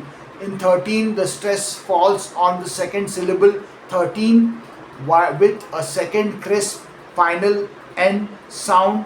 In 30, the stress falls on the first syllable 30 and it ends in that soft, quick Y sound instead. If your stress placement is unclear, or if that final N is in the teen numbers get swallowed, these two completely different numbers can sound almost identical to an American listener, and the financial and logistical consequences of that confusion on an actual account are obvious. Here's your drill. Take the full set of pad numbers 13 and 30, 14 and 40, 15 and 50, 16 and 60, 17 and 70, 18 and 80, 19 and 90, and practice each pair back to back, deliberately exaggerating the stress difference, punching that second syllable hard and holding the final N clearly on the teen numbers while keeping the stress firmly on the first syllable and letting that final sound stay light and quick on the tense numbers. Then practice them inside realistic sentences. That will be $60 versus that will be $16. Recording yourself and checking whether a friend or even just your own played back recording can reliably tell which one you said without seeing it written down. Beyond that specific pair, here's the general principle for delivering any string of numbers clearly on a call. Numbers should almost always be chunked into small groups rather than read as one continuous stream. Exactly the same chunking principle we covered all the way back in our very first section on breadth and pacing. A 10-digit phone number read as one unbroken stream of 10 syllables is genuinely hard for anyone to track, native speaker or not. Broken into natural grouping, area code, then 3 digits, then 4 digits, each group separated by a small pause, it becomes dramatically easier to follow and to write down accurately. This is exactly why phone numbers are conventionally written with dashes or spaces in the first place. That visual grouping mirrors the natural spoken grouping that makes them trackable. Let's move to the third real world scenario, spelling names and addresses, which comes up constantly in customer service and which has a specific professional solution worth knowing. Well, the phonetic alphabet, you have probably heard some version of this already, saying A as in alpha or B as in bravo to spell something out letter by letter. This exists because certain letters are notoriously easy to confuse over a phone line, specifically where you're missing all the visual information that would normally help. No lips to read, no face to watch. The classic confusable set includes B, D, and sometimes even T, all of which share a similar short percussive quality. It includes M and N, which are both nasal sounds that can blur together, especially over compressed phone audio. It includes S and F, which share a similar breathy, airy quality, and it includes the pair we spent real time on earlier, R and L. Using a consistent phonetic reference word for each letter removes this ambiguity entirely, because instead of relying on the customer correctly hearing a single isolated letter sound, which is exactly the hardest, least context supported kind of listening task, that is, you are giving them an entirely recognizable word to anchor onto. Alpha Bravo Charlie Delta Echo Foxtrot Golf Hotel India Juliet Kilo Lima Mike November Oscar Papa Quebec Romeo Sierra Tango Uniform Victor Whiskey X-ray Yankee Zulu. You don't necessarily need to memorize the full official version if your company doesn't require it specifically. Plenty of agents use easier, simpler, equally effective substitutes. B as in boy, D as in a dog, M as in Mary, N as in Nancy, as long as the reference word is genuinely unambiguous and instantly recognizable. What matters far more than which specific word you choose is doing it consistently and confidently without hesitating mid spelling of to think of a word, because that hesitation itself starts to erode a customer's confidence in the accuracy of what you're telling them. Here's a drill worth doing specifically for this skill. Pick 10 uncommon names, ideally ones you actually encounter regularly in your work, and practice spelling each one out loud at a natural, confident pace using your chosen phonetic reference words without any hesitation between letters. Then time yourself, because spacing matters here too. Spelling too slowly can feel padded and can usually actually make it harder for someone to hold the letters in their working memory long enough to write them down, while spelling acts at a smooth, steady, moderate pace with your reference words clearly enunciated tends to be the easiest for the listener to transcribe accurately in real time. Let's move to our fourth and final real world scenario, staying clear and composed when a customer talks over you or rushes you, which is genuinely one of the harder situational skills to build, because the instinct when someone talks over you is either to stop talking entirely, which can leave important information incomplete, or to talk faster and louder to push through, which almost always backfires and escalates tension on both sides. The better approach, and this is a specific technique worth practicing deliberately, is to pause completely for a beat when you notice you're being talked over, letting the customer finish their thought entirely, and then resume your own point at your normal controlled pace rather than a rushed one, often with a brief natural bridge phrase like sure and just to finish that thought, or I hear you and here's the last piece. This does something subtly powerful. It signals genuine respect for what the customer just said, which tends to lower tension rather than raise it, and it protects your own pacing and clarity from collapsing into a rushed, garbled scramble to get your words out before you're interrupted again. I want to tie all four of these real world scenarios back to the core theme of this entire program, because I think it's worth stating directly one more time. None of this is really about accent in the narrow sense of individual sounds anymore. Not at this point in our 3 hour, in our 1.5 hours together. It's about giving customers an effortless, comfortable listening experience under every condition a real call can throw at you. Calm conditions, tense conditions, high stakes, numerical information, unfamiliar names, and moments where you're being rushed or talked over. Every single technique in this section, the calming breath, the deliberate slowing under stress, the number chunking, the phonetic spelling, the composed pause when interrupted, is really just the underlying skills from earlier in this program. Breath, chunking, stress, clarity applied to a specific pressure point where they are most likely to break down if they haven't been deliberately reinforced.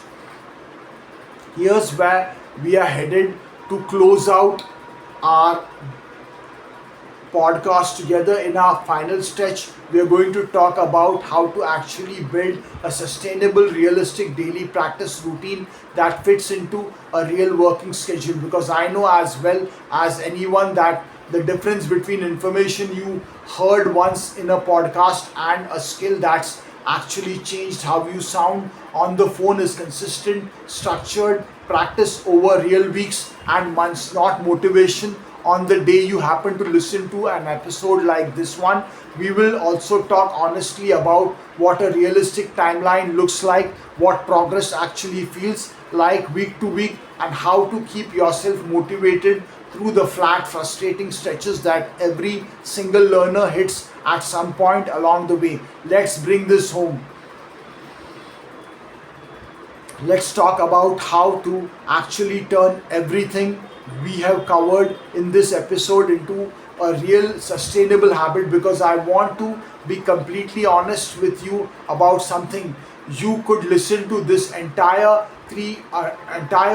podcast, not along with every single point, genuinely understand every concept we have covered: breath, vowels, stress, consonants, connected speech, real call application. And if you don't build a consistent practice structure around it, almost none of it will actually change how you sound on a real call 3 months from now. Understanding a skill and having a skill are two completely different things, and the bridge between them is nothing more glamorous than consistent, structured daily repetition. So let's build that bridge properly right now before we close out. Here's the single biggest mistake learners make when they try to build a practice routine after a session like this one. They get excited, motivated, and they try to practice everything at once for a long session, maybe an hour or more. And they do this for 3 or 4 days in a row. Before life gets busy, the motivation fades and the whole thing quietly stops. This pattern is so common, it has a name in the world of habit formation, and speech training research backs up exactly why it fails. Short, frequent, focused practice sessions produce dramatically better long-term retention than occasional long sessions, even when the total practice time process across a week ends up roughly equal. Your muscles, and just as importantly your ears, perceptual retraining, benefit far more from touching a skill for 15 minutes every single day than from a single 90-minute session once a week. So the first and the most important instruction I can give you is this: aim small. 15 to 20 minutes a day, every day, is a genuinely realistic and genuinely effective target, and it's far more sustainable alongside a real job with real shifts and real fatigue than anything more ambitious. Let's talk about how to actually structure those 15 to 20 minutes, because unstructured practice, just talking to yourself hoping something improves, tends to plateau quickly. Here's a simple, repeatable structure that mirrors the order we used throughout this entire episode, because that order matters just as much in your daily practice as it did in how we build this program. Start with 2 or 3 minutes of pure listening discrimination, minimal pairs, the specific vowel or consonant contrast you are currently working on. No talking yet, just training your ear. Move into 5 minutes of isolated sound and word level production, saying the target sounds and minimal pairs out loud, checking your mouth position in a mirror or on video if that's available to you. Then spend 5 to 7 minutes on sentence level application, taking that same target sound and working it into full sentences, ideally sentences pulled directly from your actual work scripts, since that's the context where it actually needs to hold up. Finish with 3 to 5 minutes of connected natural speech, reading a full paragraph out loud at natural pace, applying everything, chunking, stress linking, not focusing on any single sound anymore, just letting it all work together. That's the whole structure. Roughly 20 minutes, and it touches every layer we built today without demanding hours you don't have. Now let's talk about sequencing across weeks, because I don't want you trying to fix every single sound and pattern we covered today all at once starting tomorrow. That's exactly the overwhelming, unsustainable approach we are trying to avoid. Instead, here's a realistic progression. In your first 1 to 2 weeks, focus almost entirely on breath, pacing, and chunking. The very first skill we have covered, because it's foundational, it's high leverage on its own, and it doesn't require you to have mastered any specific new sounds yet.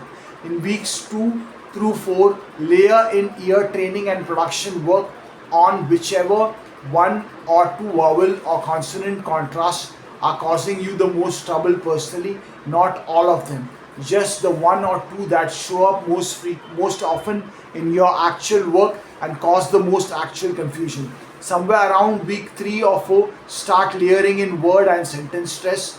Work together alongside whatever sound work you are already doing, since stress genuinely reinforces sound clarity and vice versa. By week 5 or 6, bring in connected speech and intonation, and by week 7 or 8, you should be spending most of your practice time on integrated natural full sentence or full paragraph work, essentially rehearsing real call scenarios, difficult customers, numbers, spelling being talked over rather than isolated drills. I want to give you a realistic sense of what progress actually feels like along this timeline, because this is exactly where a lot of learners lose confidence and quit, not because the method isn't working, but because they expected a different, smoother shape of progress than what actually happens. In the first 1 to 2 weeks, you will very likely feel almost no different, or in some ways, you might even feel slightly worse, more self conscious, more aware of your own speech than you were before you started paying this much attention to it. This is completely normal, and it's actually a sign the training is working, because becoming consciously aware of a pattern is always the first step before you can change it, and that awareness stage often feels uncomfortable before it feels empowering. Somewhere around week 3 to 5, most learners describe a period that feels frustratingly flat. They are clearly putting in the work, they can perform the drills correctly in isolated practice, but it doesn't yet feel like it's transferring into real life conversation, especially not under any kind of pressure or stress. That this flat period is the single most common point where learners give up, and I want to tell you directly right now that if you are in that flat period, the data from speech training research and the experience of essentially every coach who's ever done this says the same thing. This is exactly when the underlying neural and muscular changes are actually consolidating, even though it doesn't feel like visible progress yet. And pushing through this specific stretch is usually what separates the people who see real lasting change from people who conclude incorrectly that the method doesn't work for them. Then usually somewhere between week 6 and week 10, depending on how consistent your practice has been and how much natural aptitude and prior exposure you're bringing in, most learners describe something that feels more like a genuine click than a gradual slope. A moment sometimes on a specific call, sometimes just in casual conversation, where the new patterns start firing automatically without conscious effort for the first time. That's not the finish line. Refinement continues well beyond that point. But it's the moment where the skill genuinely starts to feel like it belongs to you rather than something you're performing under strain. I want you to hold on to that timeline honestly, 2 for flat weeks, then a frustrating middle stretch that can run 4 to 6 weeks, then a click that tends to land somewhere in the 2 to 2.5 month range for most consistent learners. That's not a guarantee. Everyone's starting point and practice consistency is different, but it's a genuinely realistic picture, and knowing it in advance is one of the best tools you have for staying with this through the parts that feel discouraging. Let's talk about one more practical piece: how to actually get useful feedback on your own progress, because self assessment alone has real limits. Remember what we discussed earlier about your own ear not yet being fully calibrated to notice everything a customer notices. The single most valuable, lowest cost feedback tool available to you is simply recording yourself regularly, at least once a week, reading the same fixed passage, something like a standard piece of your actual work script, and keeping those recordings over time. Don't just listen to the most recent one. Actually go back and listen to your week 1 recording again after 8 or 10 weeks of practice. Most learners are genuinely startled by how much has changed when they do this comparison directly, because week to week the changes feel invisible, but the cumulative distance over 2 months is usually very real and very audible. Beyond self recording, if you have any access at all to a supervisor, a quality coach, a more experienced colleague, or even just a trusted friend willing to listen honestly, targeted feedback on one specific thing at a time, not a vague overall impression, but a specific question like, can you tell the difference when I say 13 versus 30 in these 5 sentences, is dramatically more useful than a general how did that sound, because specific feedback on a specific target is exactly what the whole structure of this program has been built around, from the very first minimal pair exercise all the way through. Let's go a layer deeper now, because everything we have covered so far applies broadly to any speaker working on American comprehension, but I want to spend some real time on something more specific and honestly more useful for a lot of you listening: the particular patterns that tend to show up depending on your own language background. This isn't about stereotyping anyone's accent or suggesting there's one correct starting point.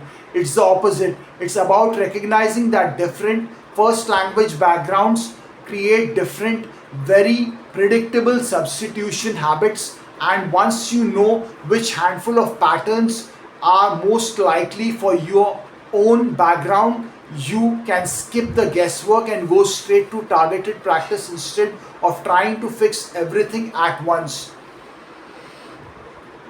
Let's start with patterns, a common among speakers whose first language is one of the major South Asian languages: Hindi, Urdu, Tamil, Telugu, Malayalam, Bengali, Punjabi, and others. Since this covers a huge portion of the global voice process workforce, one of the most frequent patterns here involves retroflex consonants, sounds made with the tongue curled back further than in American English, which can affect how T, D, and especially the American R come out. Sometimes giving them a slightly different quality than native listeners perceive as unfamiliar even though the underlying word is completely correct. Another very common pattern is with the V and W sounds, which in some of these languages sit closer together than they do in English. So, wine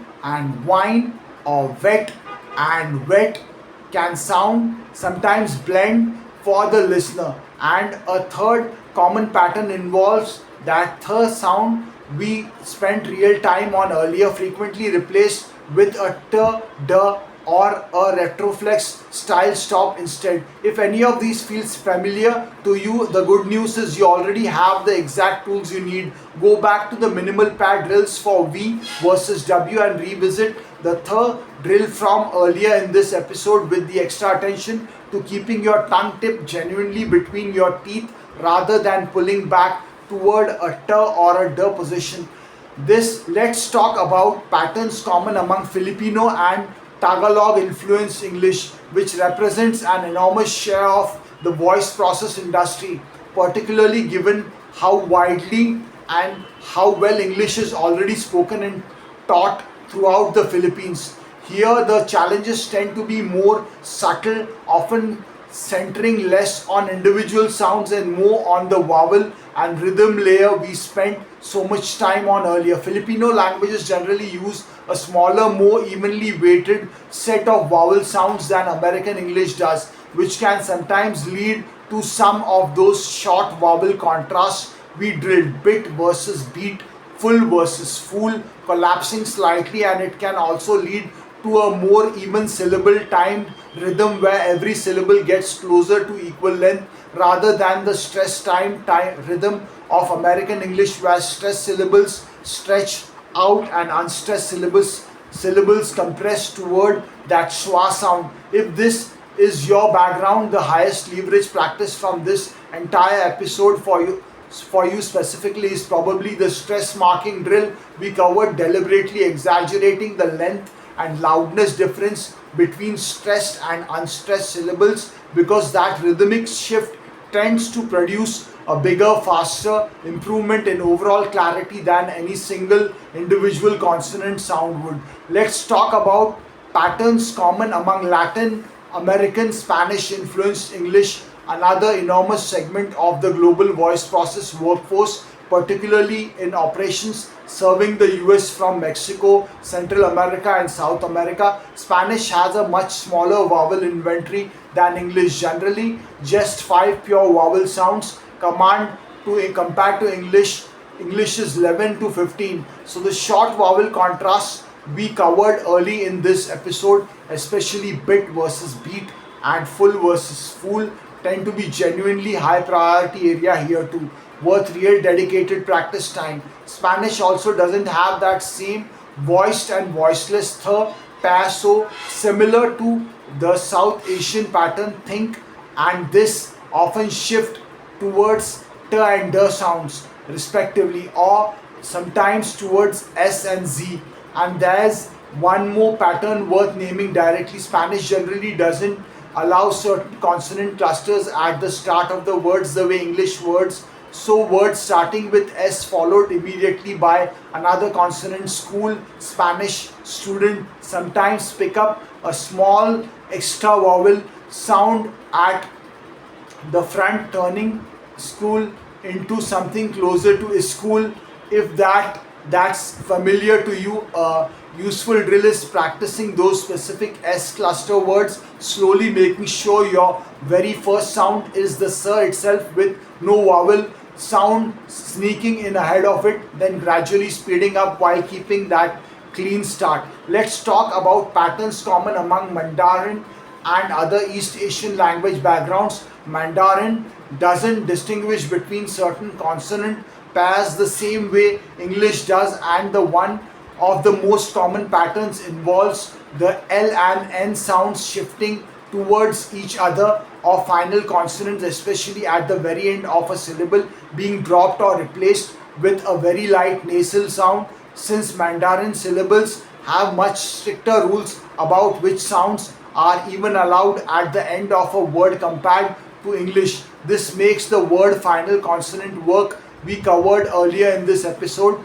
especially high value for this background, specifically because English's heavy reliance on final consonants for grammar, plurals, past tense, possessiveness, possessives runs directly against an instinct that's been trained for decades in opposite direction. Mandarin is also a tonal language, meaning pitch changes shift the entire meaning of a word rather than signaling grammar or emotion the way English intonation does. So the intonation patterns we covered, following statements, rising yes or no questions, can sometimes feel like they are competing with an entirely different, deeply ingrained pitch instinct, and that's completely understandable. It just means the intonation drills from earlier are worth extra patient repetition rather than expecting them to click as quickly as they might for a non-tonal language background.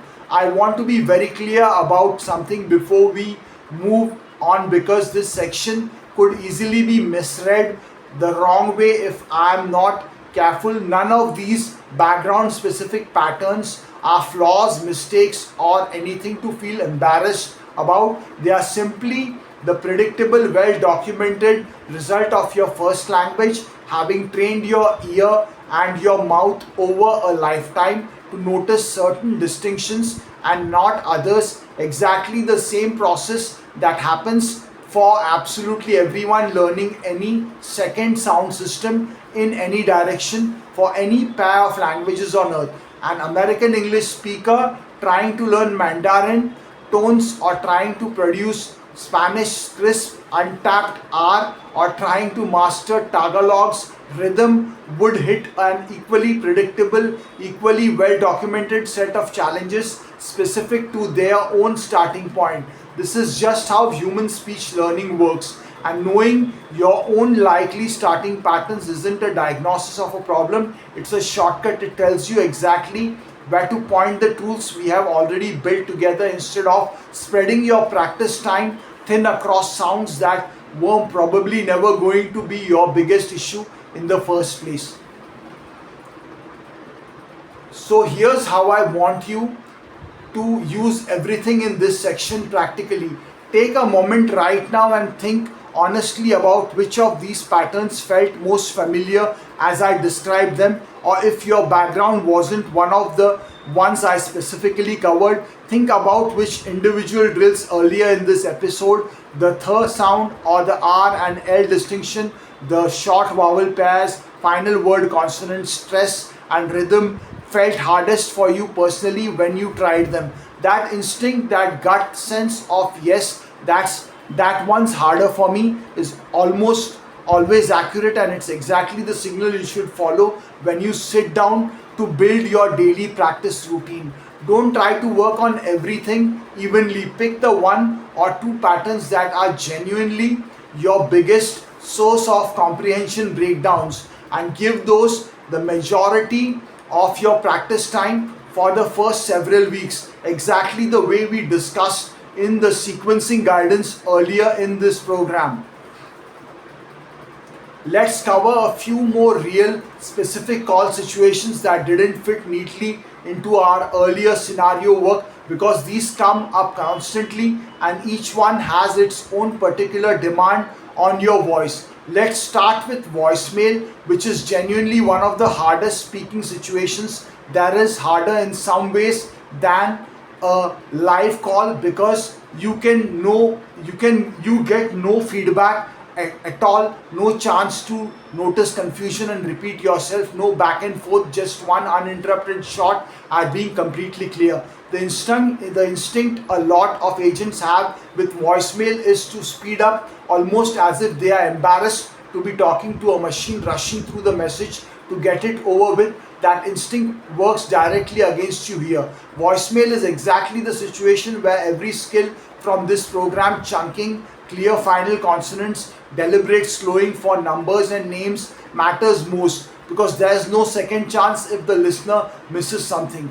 A useful habit is to genuinely pretend you're leaving the message for a real specific person who is going to need to write down exactly what you said without being able to ask you to repeat it, because that's precisely what's actually happening. Let's talk about hold and transfer language, another small but frequent category of speech that's worth deliberate practice. Phrases like please hold while I look into that, or I'm going to transfer you to our billing department get said dozens of times a day by an active agent, which means any unclear pattern in them gets reinforced constantly for better or worse. These phrases are worth running through the same three pass connected speech exercise we covered earlier, marking the linking points, the natural reductions, and the two or three words that genuinely need to stay clear and separated until they come out smoothly and confidently without you having to think about them each time, freeing up your mental attention for the actual content of the call rather than the mechanics of the transition phrase itself. Let's talk about something a little different, empathetic acknowledgement language. Phrases like I completely understand your frustration and I'm sorry you have had to deal with this. These carry a unique challenge because their entire function is emotional. They exist to make a customer feel heard, and that emotional function depends heavily on your intonation matching your words. If you say, I understand your frustration with a flat, rushed, or rising, uncertain intonation, the words are technically sympathetic, but the melody undercuts them completely. And customers, especially frustrated ones, are often more sensitive to that melodic mismatch than to almost anything else in a call because they are actively listening for genuine acknowledgement, not just the correct scripted words. Practice these specific phrases with a slightly slower pace than your normal conversational speed. A warm, falling intonation on the key content word frustration, understand, sorry, and a brief pause afterward rather than immediately rushing into the next sentence, giving the acknowledgement room to actually land before you move on to solving the problem. Let's talk about one more specific situation, correcting a misunderstanding gracefully, which happens on every single shift. A customer mishears something, or you realize you misheard them, and how you handle that moment matters almost as much as getting the information right the second time. The useful low friction phrase pattern here is to take gentle ownership regardless of who actually misspoke. Something like sorry, let me say that again more clearly, rather than you misheard me, or an awkward defensive repeat of the exact same words at the exact same pace that just failed to land. When you repeat the information, this is exactly the moment to deliberately shift into that slower, more separated broadcast mode we discussed earlier, since whatever caused the miscommunication the first time is worth actively countering the second time around, not just repeating identically and hoping for a different result. I want to spend our final stretch of practical content on something that isn't really a speech technique at all, but that I have found matters just as much as any individual sound or drill, and its confidence under self observation. Here's what I mean by that. Once you start actively working on your speech the way we have done throughout this entire episode, you become genuinely aware of your own voice in a way you probably weren't before. And for a lot of learners, that awareness initially comes with a kind of self consciousness that can actually make live calls feel harder for a while, not easier, because now you're monitoring yourself while also trying to help the customer, holding two tasks in your head instead of one. This is a completely normal, well documented stage, sometimes called the conscious competence stage in general skill learning, where a skill has moved from unconscious habit into deliberate, effortful attention, and it genuinely does feel harder in that middle stage than either the unconscious beginning or the eventual unconscious mastery on the other side of it. Here's how to get through that stage without it undermining your actual calls in the meantime. During live calls, deliberately give yourself permission to let go of conscious monitoring almost entirely and trust the muscle memory you're building in your dedicated 15 to 20 minute practice sessions to carry over on its own, gradually without forcing it. Save the conscious, effortful attention, checking your tongue position, thinking about stress placement for your practice sessions, specifically where there's no customer waiting and no real stakes. If you need to pause and restart on a live call, your entire attention should go to the customer and the problem in front of you. And if a specific sound or pattern doesn't come out perfectly in the moment, that's completely fine. That's not a setback. That's just where you are right now in a process that, as we discussed, generally takes somewhere between 2 to 2.5 months of consistent practice to fully click into automatic unconscious use. I also want to say something directly about the emotional weight this topic can carry, because accent and identity are genuinely tied together for a lot of people, and it would be dishonest of me to treat this purely as a mechanical technical skill with no emotional dimension at all. For some learners, working on accent neutralization can bring up real valid feelings, a worry that changing how you sound means changing who you are, or a frustration that this work is even necessary in the first place, that a customer's comprehension should really be their responsibility just as much as yours. Both of these feelings are legitimate and neither one has to be resolved before you can do this work effectively. You can hold the practical reality that clear communication genuinely helps your calls, your metrics, and your career, while also holding the truth that your accent was never something wrong with you to begin with. Those two things exist together comfortably for the vast majority of people who go through this kind of training, and I would encourage you to let them exist together for you too, rather than treating this as a referendum on your identity every single time you sit down to practice. Let's go back to sounds for a moment, because there's a category we haven't covered yet that shows up constantly in everyday call center language, and it's worth its own dedicated attention before we move toward wrapping up. These are called diphthongs, and a diphthong is really a single vowel sound that actually glides smoothly from one vowel position to another within the same syllable, rather than staying fixed in one place the way simple vowels we covered earlier do. English relies on these constantly, and getting the glide direction and length right matters just as much for comprehension as anything we have covered so far. Let's take the vowel sound in day, name, late, pay. This isn't a pure flat vowel. It actually starts around the position of the vowel in bed and glides upward and forward towards the position of the vowel in bit. Say day slowly and stretch it out, and you will actually feel your tongue and jaw shifting partway through the sound, from a slightly more open position towards a slightly more closed one. A lot of learners, especially from language backgrounds with a similar purer set of vowel sounds, tend to flatten this into a single fixed position instead of gliding through it, which makes words like day sound closer to a shorter, flatter vowel. And on a call, that flattening can occasionally shift a word's meaning entirely, or at minimum make it sound noticeably less natural even when it's technically understandable. There's a second major diphthong worth knowing, the vowel in go, home, phone, and no.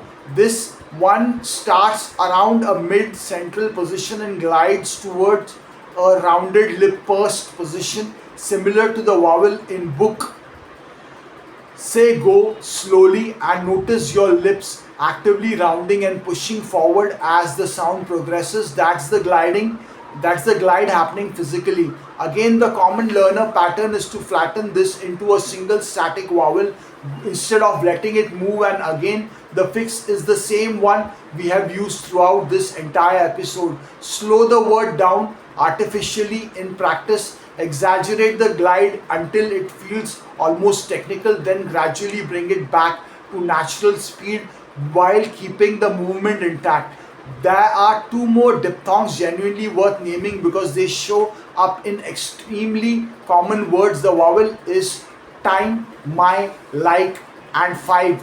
Glides from a low open position towards a high front position, similar to the vowel in bit and the vowel in now, how, about, and out glides from that same low open starting position but toward a high rounded position instead, similar to the go diphthongs ending point. Both of these are worth a simple awareness drill. Say each word slowly enough that you can feel your tongue and jaw genuinely moving through two distinct positions rather than sitting still, because static unmoving versions of these sounds are one of the more common subtle markers that make otherwise clear speech still sound slightly non-native to an American ear, even when every consonant and every stress pattern is already excellent.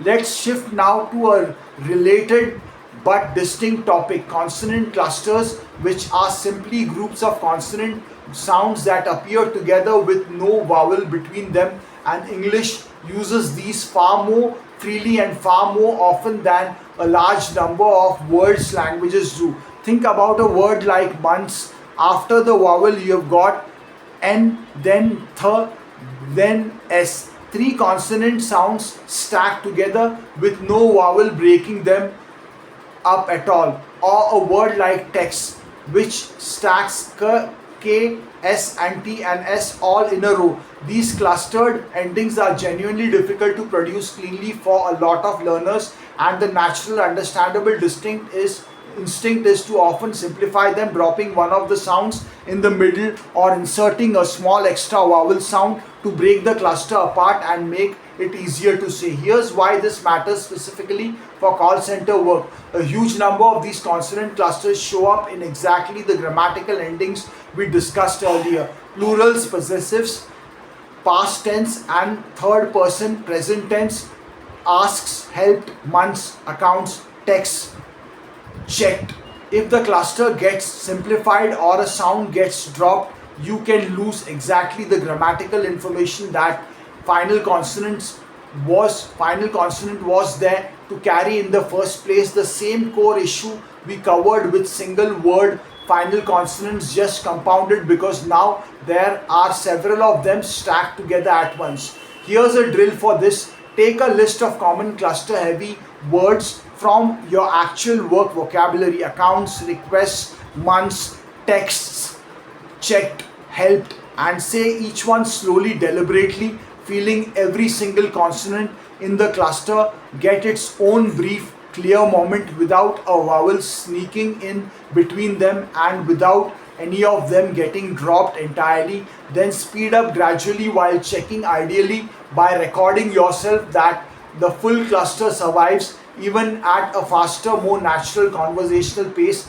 This is genuinely one of the more physically demanding drills in this whole program, because these clusters require real coordination and speed from your tongue and lips, but it's also one of the more forgiving ones in terms of payoff, because even partial improvement here, keeping just the first and last sound of the cluster clearly intact, even if the middle sound often softens slightly, already resolves most of the comprehension risk. Let's close this section with one more sound pair genuinely worth a mention: the difference between V and B, and separately F and P. These pairs trip up a meaningful number of learners because V and F involve your top teeth slightly touching your bottom lip, air passing through that light contact, while B and P involve both lips fully closing and then popping open, no teeth involved at all. If your native language doesn't use that teeth to lip V and F contact, it's very natural to substitute the fuller lip closure of B and P instead. So very can drift toward berry, or fan can drift toward pan, creating exactly the same kind of real world confusion risk we have seen throughout this whole consonant discussion.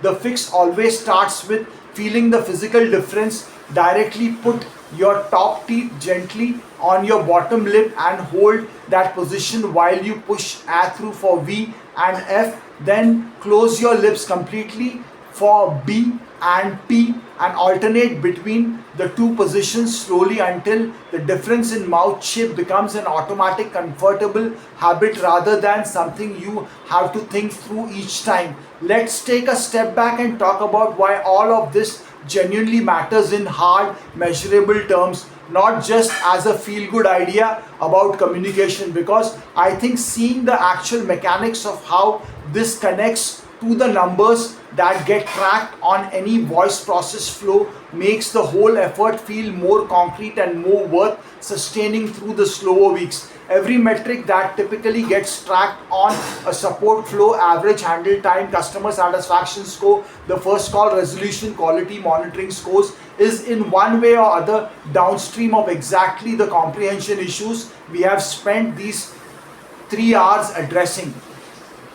Let's start with average handle time, since it's usually the metric agents feel the most pressure around. A huge portion of unnecessary call length doesn't come from complicated problems. It comes from simple repetition, saying something once, having it misheard, saying it again, sometimes a third time, sometimes spelling it out letter by letter as a last resort. Every one of those repetitions adds real time to a call that a clearer first attempt would have avoided entirely. Remember Divya's very first story, the 6-minute call for what should have been a 90-second exchange? That's not an unusual outlier. That pattern, extended handle time driven by repeated clarification requests, shows up constantly in call recordings and quality reviews across the industry, and it's almost entirely preventable through exactly the skills we have built today: chunking, clear stress, clean word, final consonants, and deliberate slowing at exactly the moments that carry the highest information value. Let's talk about customer satisfaction score next, because this one is more about feeling than about literal comprehension, and it's worth understanding that distinction. A customer can technically understand every word you said and still rate the call poorly if the experience of listening to you felt effortful, tense, or subtly uncomfortable. This is exactly why we spent in real time on intonation and empathetic acknowledgement language, because those elements shape the emotional texture of a call independently of whether the informational content came through correctly. A call where the customer had to concentrate hard to follow you, even if they ultimately succeeded, tends to leave a lingering impression of friction that shows up in survey scores in ways that are hard to trace back to any single moment, but that are very real in aggregate across hundreds of calls. Let's talk about first call resolution, which connects to something slightly different: the accuracy of information exchange in both directions. If a customer explains their issue and you mishear a key detail because your ear hasn't been trained on the specific sound contrasts that matter, or if you give a resolution and the customer mishears the details of what you actually did for them, the same issue can resurface on a second call that should never have needed to happen in the first place. This is exactly why we spend so much time early on training the ear before the mouth, because first call resolution depends just as much on your comprehension of the customer as it does on the customer's comprehension of you. And that's a piece of this whole topic that's genuinely easy to overlook if you only think about accent work as being about how you sound rather than also being about how well you hear.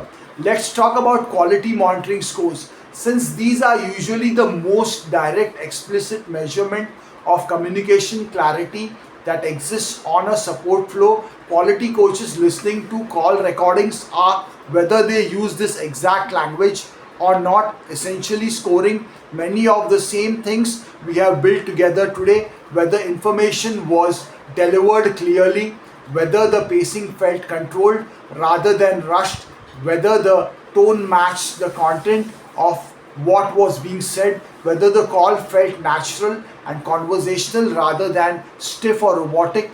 Every single one of those quality dimensions maps directly onto a skill from this program, which means the practice you are doing in your 15 minutes a day isn't separate from quality scoring. It's the actual underlying mechanism quality scoring is trying to measure in the first place.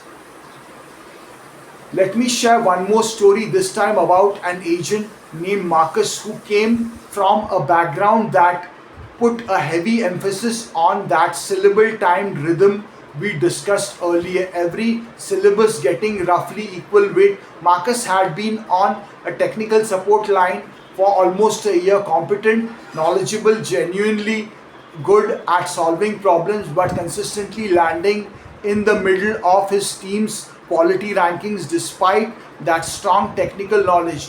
When he finally got dedicated coaching, the feedback wasn't about vocabulary or knowledge at all. It was specifically about stress and rhythm, the exact pattern we covered in detail earlier in this episode.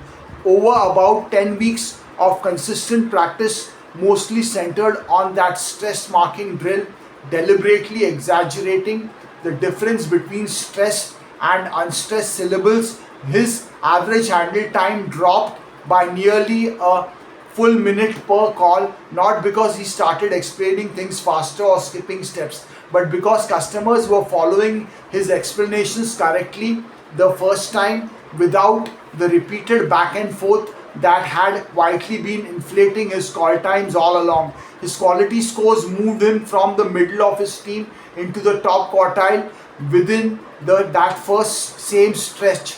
And the interesting part, the part he mentioned to his coach afterward, was that he didn't feel like a fundamentally different person on the phone. He felt like the same person, just clearer. I think that last detail, feeling like the same person, just clearer, is worth holding onto as we move towards closing out this episode, because it captures something important about what this entire 3 hours has actually been building toward. This was never about transformation into someone else. It was about removing static from a signal that was already good, already knowledgeable, already capable, and letting that signal come through cleanly on the other end of the line. The knowledge, the empathy, the problem solving, all of that was already there before any of this training started. What we have spent these 3 hours doing is making sure it actually reaches the person who needs it the first time, without static, without repetition, and without any unnecessary friction standing in the way. Before we head toward our final close, I want to spend some time answering the questions that come up most often when people work through a program like this. One, because these are the exact questions I hear over and over, and answering them directly here will save you a lot of second guessing once you actually start practicing on your own.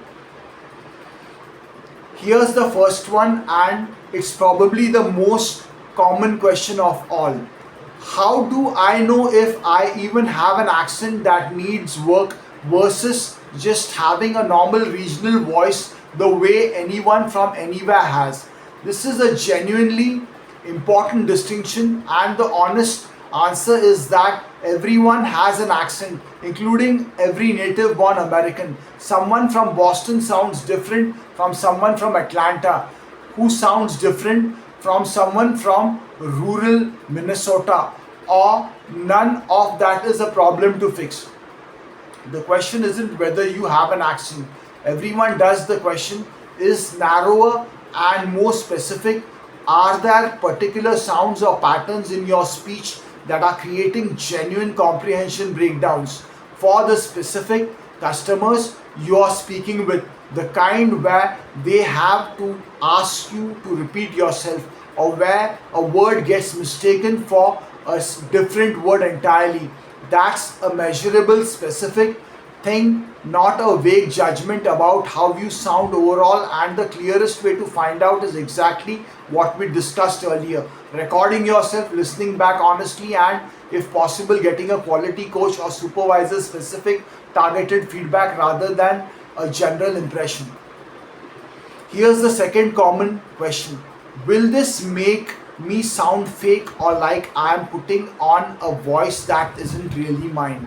This worry is completely understandable, and here's the honest answer. In the very early stages of practice, especially during those exaggerated overcorrection drills we have used throughout this program, deliberately stretching stress patterns, deliberately emphasizing tongue positions, it absolutely can feel unnatural and performative while you are doing the drill itself. That's expected and it's temporary. The same way any new physical skill feels stiff and deliberate before it becomes automatic. But the actual goal state at the end of this process isn't a performance at all. It's closer to the opposite. It's your own voice with the specific static removed. The same way a good microphone doesn't create a new voice for you, it just carries your existing one more clearly. Nobody who has gone through this kind of training well ends up sounding like a generic characterless voice. They end up sounding like a clearer version of themselves. Here's the third common question, and this one comes up especially from people early in their practice. I did the drills correctly in practice, but on my actual call today, it completely fell apart. Did I do something wrong? No. And this is exactly the pattern we discussed earlier when we talked about the conscious competence stage. Isolated drill performance and live call performance under pressure are genuinely two different skill levels, and the gap between them closing is precisely what those two to 2.5 months of consistent practice are for. A single rough call doesn't undo your progress. It's just an accurate, honest snapshot of exactly where the automatic, unconscious layer of the skill currently stands, and that layer strengthens gradually and reliably with continued practice. It doesn't jump straight from zero to finished the moment you understand a concept intellectually. Here's a fourth question, a very practical one. How do I practice this if I share a room with family or don't have private space to talk out loud on my own? This is a completely real common constraint, and there are workable solutions. A lot of the ear training and listening discrimination work doesn't require speaking out loud at all. You can do that silently with headphones, which covers a genuinely large portion of the early practice in this program. For the production drills that do require speaking out loud, or even a very quiet, almost whispered version of the exercise focused purely on tongue and lip position rather than volume, still builds real muscle memory. It's not as ideal as full voice practice, but it's dramatically better than skipping the practice entirely. And for anyone who does have even a small window of private time, a car, a bathroom, a short walk outside, 10 focused minutes, that is worth more than an hour of distracted half effort practice in a busier environment. Here's a fifth question that comes up constantly: should I be worried about losing my first language skills if I focus this much on American English pronunciation? No, and this is actually a well established finding in bilingual and multilingual lingual speech research. Learning a new sound system or refining pronunciation in a second or third language doesn't erode your first language. The two systems exist alongside each other in a skilled multilingual speaker, the same way we discussed earlier with code switching. If anything, the meta-linguistic awareness you build through this kind of deliberate sound by sound, stress by stress practice, actually noticing how your mouth and ear work at this level of detail, tends to make people better, more flexible communicators across every language they speak, not worse in any of them. Here's a sixth question, and it's one I want to answer very directly. What if I have been doing this for few weeks and I genuinely don't like anything has changed at all? First, go back and actually check your recordings, not your memory of how it feels. Because as we discussed, week on week progress is often invisible to your own felt sense, even when it's real and measurable on a recording. Second, be honest with yourself about whether your practice has actually been consistent, the daily 15 to 20 minutes, or whether it's been sporadic, a burst of effort followed by gaps, because sporadic practice genuinely does produce much slower, much less noticeable results than steady daily practice. This isn't a personal failing, it's just how motor and perceptual learning works. And third, if you have genuinely been consistent for 4 or more weeks and still seeing nothing on your own recordings, that's exactly the point where outside feedback becomes valuable. A coach, a knowledgeable colleague can often spot small technical errors in your practice technique itself, things like slightly wrong tongue placement that are quietly limiting your progress in ways that are hard to catch entirely on your own. Here's a seventh and final question worth addressing before we close. Which single thing from this entire 3 hours should I start with tomorrow if I can only pick one? If you remember nothing else from these 3 hours, remember this: breath, pacing, and chunking. The very first skill we covered. It requires no new sounds, no new vowels, no new consonants, just breaking your existing sentences into natural chunks and taking a real breath between them, keeping your volume and clarity strong all the way to the end of every chunk instead of trailing off. It's the single highest leverage, lowest barrier to entry level skill in this entire program. It's exactly what Divya started with in her own story, and it alone produces a noticeable, measurable improvement in call clarity within just the first week or two of consistent practice, well before any of the more detailed sound work has had time to fully take hold. Before we close, I want to leave you with a set of practice passages you can start using immediately tonight or tomorrow without having to build your own material from scratch. Each one is designed to load up a specific skill we covered today, so you can pull these out during your 15 to 20 minutes of daily practice and know exactly what you're targeting each time. Here's your first passage, built for breath, pacing, and chunking. Read it slowly at first, marking your own breath points, then gradually bring it up to natural speed while keeping those pauses intact. Thank you for holding. I have pulled up your account and I can see the charge you're asking about. The transaction posted on the 14th for $42, and it was processed through our standard billing cycle.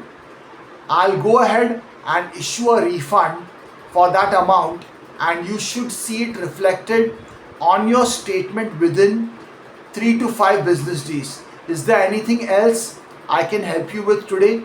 Notice how many natural breath points exist in that passage.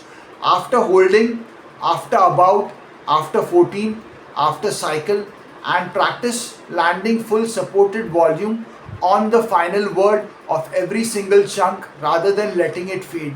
Here's your second passage, built specifically for word final consonants and the number pairs we covered. 13 versus 30 and similar contrast. You have 13 items in your cart and the total comes to $60.40. If you would like to add the extended warranty, that adds $13, bringing your total to $73.40. Your order will ship within 14 business days and you will receive tracking details once it's been processed. Read this one slowly, making sure every single S, T and D at the end of a word survives clearly, and that the stress difference between the teen numbers and the 10 numbers is genuinely audible each time. Here's your third passage, built for the sound and the R versus L distinction together, since these show up constantly side by side in real call center language.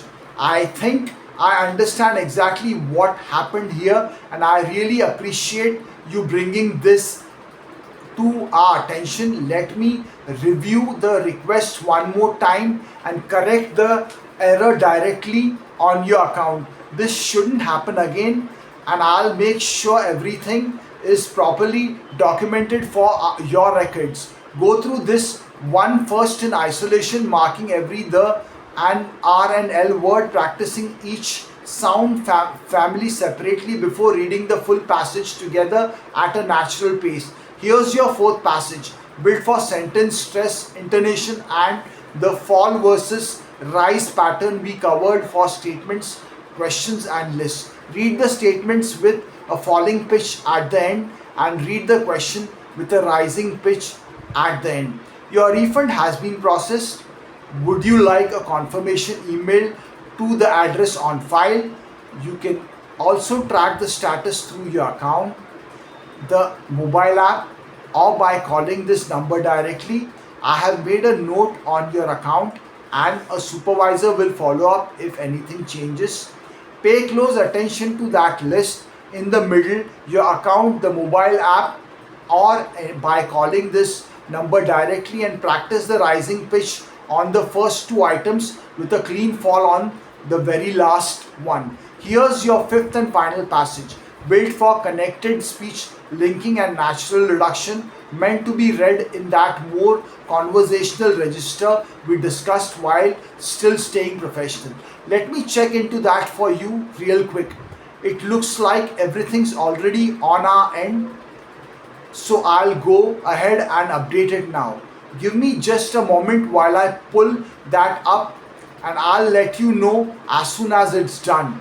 Notice the natural linking opportunities throughout. Check into already on, pull that up and practice letting those word boundaries blend smoothly rather than keeping each word crisply separated the way you might for a formal account number or a spelled out name. I would encourage you to record yourself reading all 5 of these passages today right after finishing this episode before any of it fades from memory, and keep that very first recording.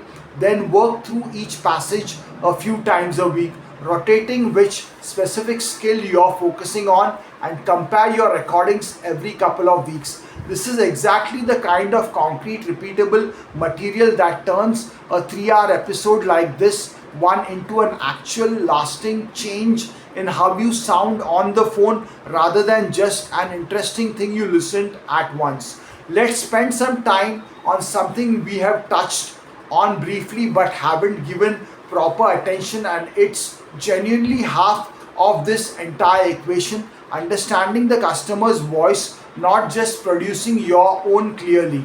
Remember, comprehension on a call runs in both directions, and the United States itself contains an enormous range of regional accents, which means the confident US caller we have been building toward across this whole episode also needs to be confident, flexible listener across a range of American voices, not just the single neutral broadcast style accent we have mostly used as our reference point today. Let's start with Southern American English, common across states like Texas, Georgia, Alabama, and much of the broader South. One of the most noticeable features here is a slower overall speaking pace compared to broadcast American English, along with a tendency for certain vowels to actually become diphthongs or even glide through three positions where broadcast English would use a single simple vowel. So a word like time can stretch out with extra vowel movement, sometimes described as a drawl.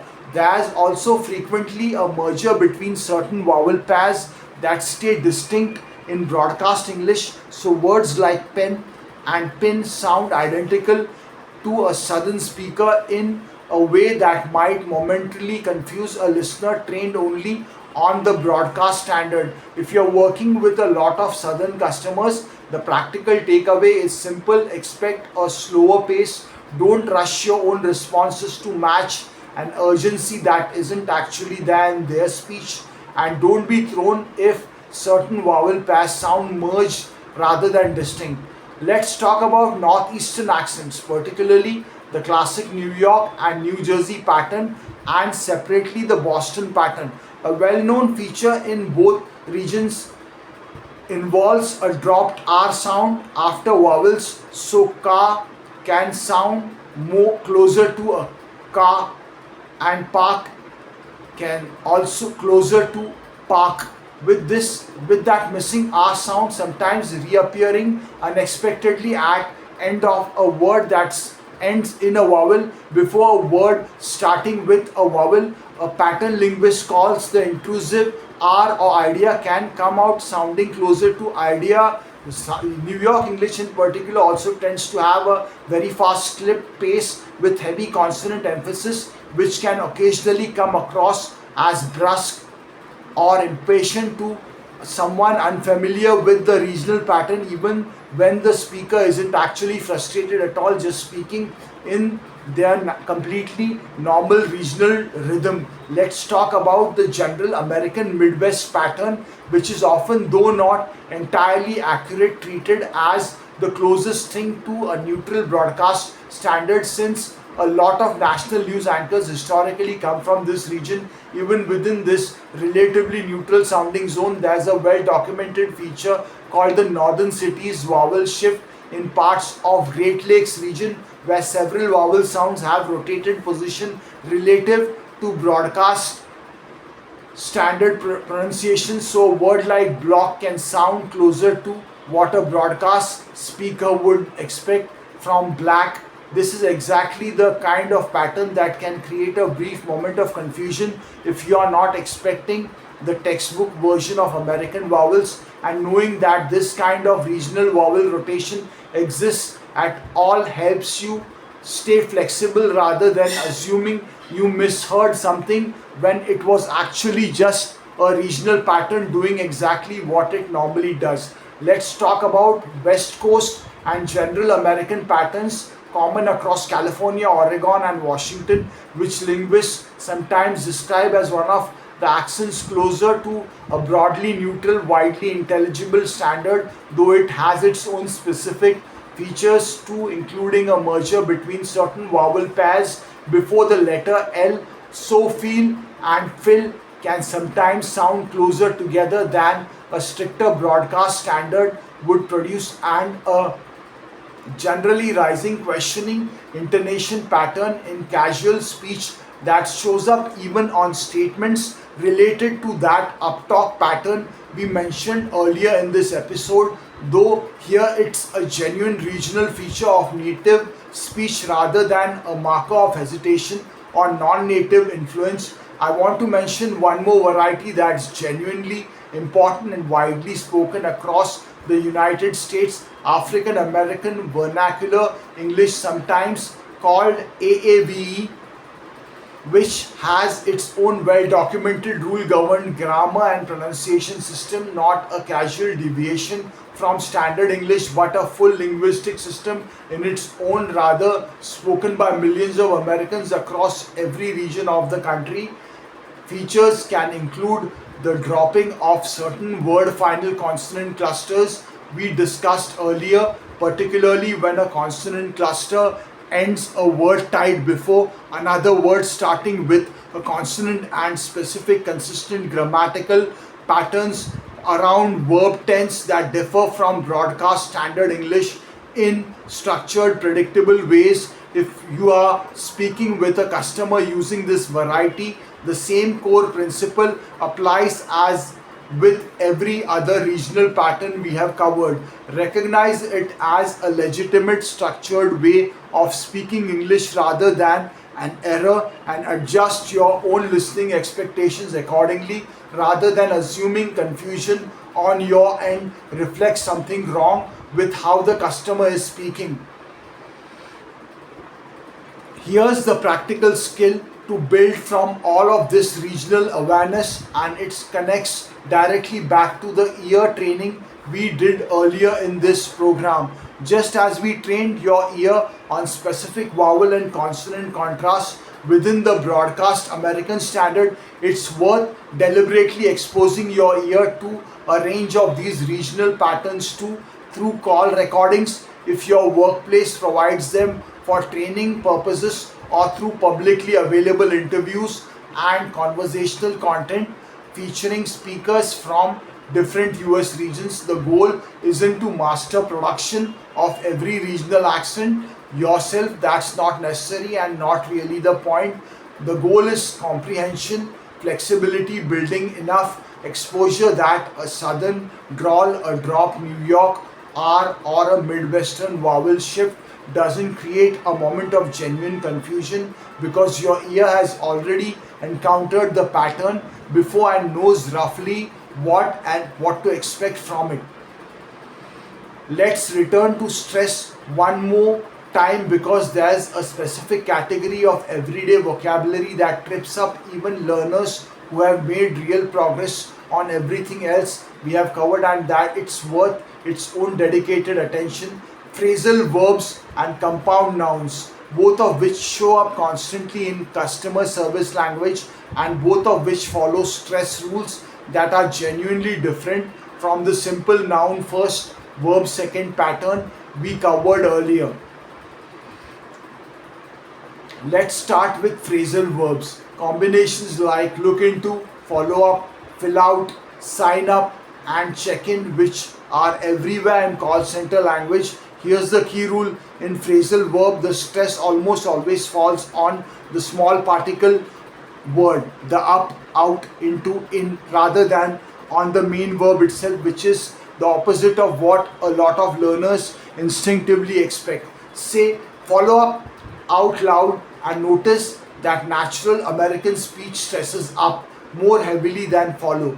Coming out closer to follow up, compare that to a simple verb plus preposition combination that isn't a true phrasal verb like look at the screen, where the stress pattern is more evenly distributed and doesn't have that same heavy landing on the final small word. Getting this pattern right matters because these particle words often carry the entire meaning of the phrase. Fill out, the form versus fill up the tank, are two completely different actions separated by exactly that stress particle, and swallowing or understressing it removes the listener's main clue to which meaning you intend. Here's a drill for this. Take 10 common phrasal verbs from your work vocabulary.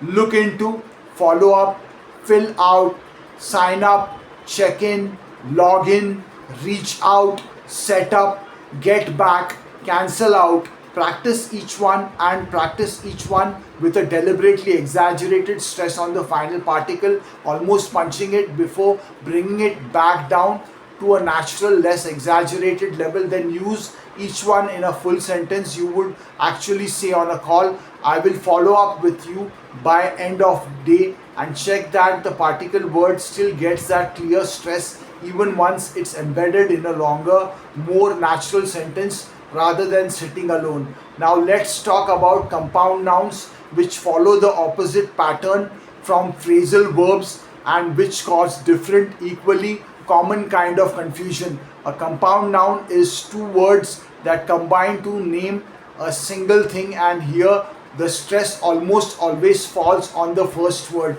not the second. Think about call center itself, stressed as call center, not call center, or account number, stress account number, or customer service, stress customer service. This matters because English uses this exact same two-word combination with stress shifted onto the second word instead to build a completely different kind of phrase, a noun described by by an adjective, than a single compound noun. Compare a greenhouse, a single compound word for a glass structure for growing plants stressed on the first syllable against a greenhouse, simply a house that happens to be painted green, stressed on second word. Native listeners rely on exactly this stress placement to tell these two completely different meanings apart in real time without even noticing they are doing it. Here's why this matters specifically in a professional phone context. A huge number of the terms you use constantly at work are compound nouns exactly like this: account number, customer service, billing department, order confirmation, delivery date, return policy. And if your instinct is to stress these evenly or to stress the second word the way you would for a simple adjective plus noun phrase, they can sound subtly unfamiliar or even briefly ambiguous to a listener whose ear is trained to use that stress placement as a genuine signal of meaning. The fix, exactly like everything else in this program, starts with deliberate, exaggerated practice. Take your 10 or 15 most frequently used compound nouns at work and drill them with a clear punch stress on the first word before working them into full natural sentences at conversational speed. I want to connect this back to something we discussed all the way back when we first introduced word stress. That single word stress and sentence stress are really the same underlying skill operating at different scales. Phrasal verbs and compound nouns are simply two more specific high frequency patterns within that same larger system, one that puts the emphasis on the trailing particle, one that puts on the leading noun, and once you internalize the general principle that stress placement in English constantly carries real load bearing meaning rather than being a random decorative feature of pronunciation, picking up new patterns like these too becomes much faster because you're not memorizing isolated rules anymore. You're recognizing a system you already understand applying itself to a new specific case. Let's talk about something that ties directly into everything we have built today, but that most accent training completely ignores, and it's vocal health. Because every single skill we have covered, clean word final consonants, controlled breath, and chunking, clear stress, and intonation depends on your voice having the physical stamina to sustain it across a full shift, not just for the first hour when you're fresh, but for the sixth and seventh hour too, when fatigue naturally starts working against everything you have practiced. Here's something worth knowing directly. Professional voice users, singers, broadcasters, teachers, and yes, customer service agents on a full shift experience genuine physical vocal fatigue, and that fatigue doesn't make your voice feel tired, it measurably degrades exactly the skills we have spent this whole episode building. A tired voice tends to lose breath support first, which means chunking and pacing degrade, final consonants get softer and less distinct, and stress patterns flatten out because maintaining that deliberate, energized difference between stressed and unstressed syllables takes real sustained muscular effort. So taking care of your voice isn't a separate wellness topic sitting off to the side of this program, it's a direct practical extension of it. Here's a simple vocal warm-up worth doing before a shift or even at your desk in the few minutes before your first call, and it takes less than 3 minutes total. Start with gentle humming, a relaxed sound moving up and down in pitch a little for about 30 seconds, which gently engages your vocal cords without any strain.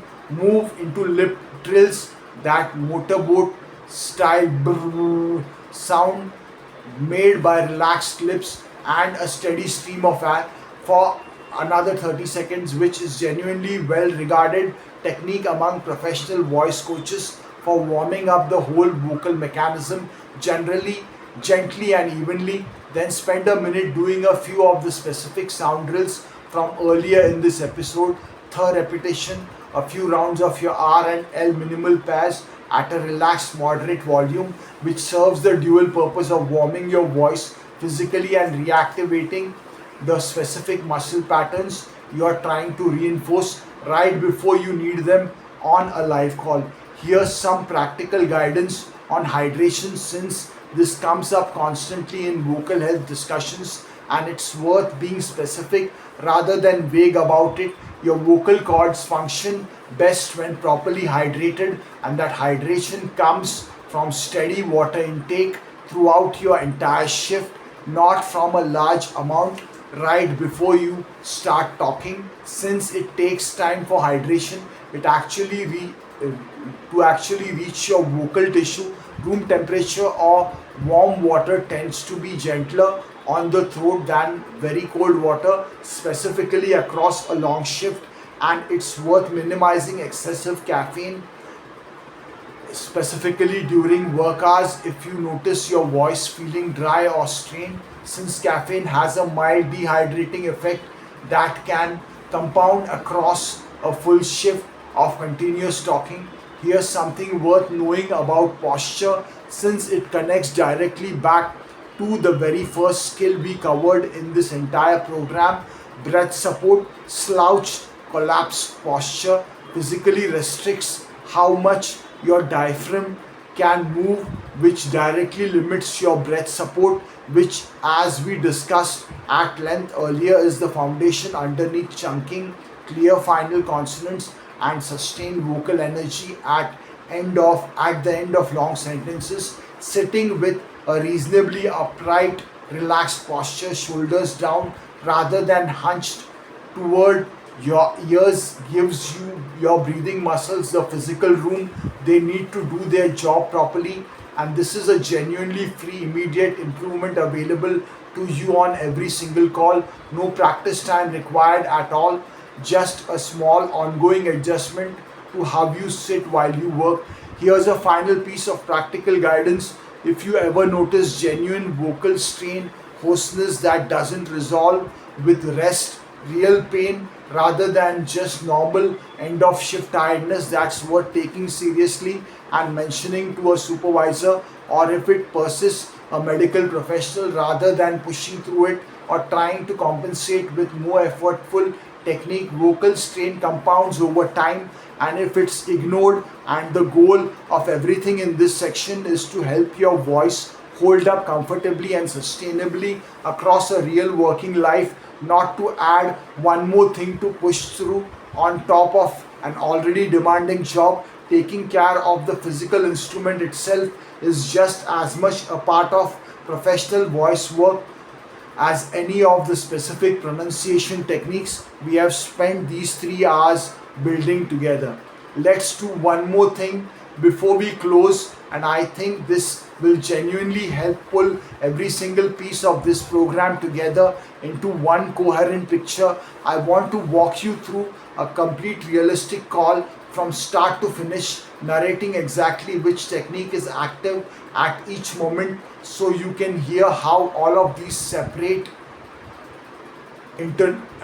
skills, breath, stress, intonation, consonants, connected speech actually stack together in a real continuous interaction rather than existing as isolated drills. The call opens with a greeting, and this is a broadcast mode moment, clear and fully articulated, since it sets the tone for the entire interaction and often includes your name or ID number, which needs to come through with zero ambiguity. Thank you for calling customer support. This is Alex. How can I help you today?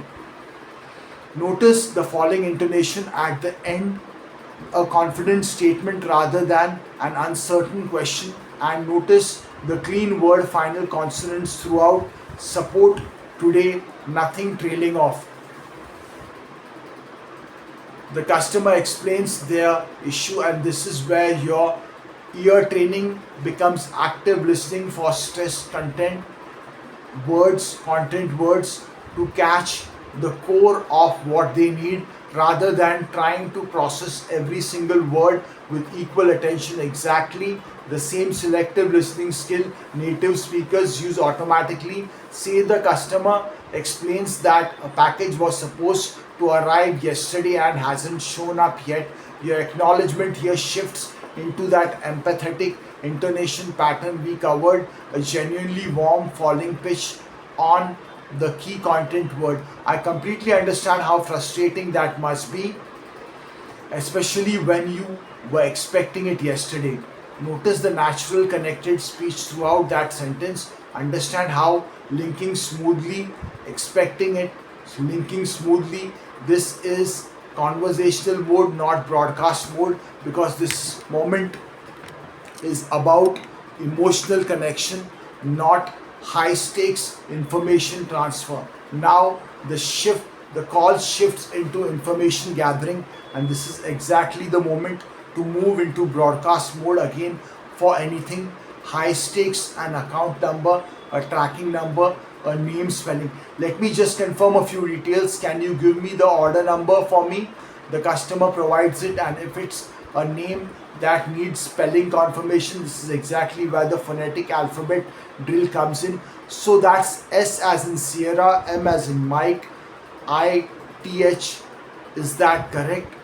Spoken with that deliberate, slightly slowed, clearly separated pacing we practiced specifically for high stakes moments. Now you are explaining the resolution, and this is where chunking, stress, and final word consonants all come together at once. Since this is usually the single most important piece of information in the entire call, the part the customer will remember most clearly afterward.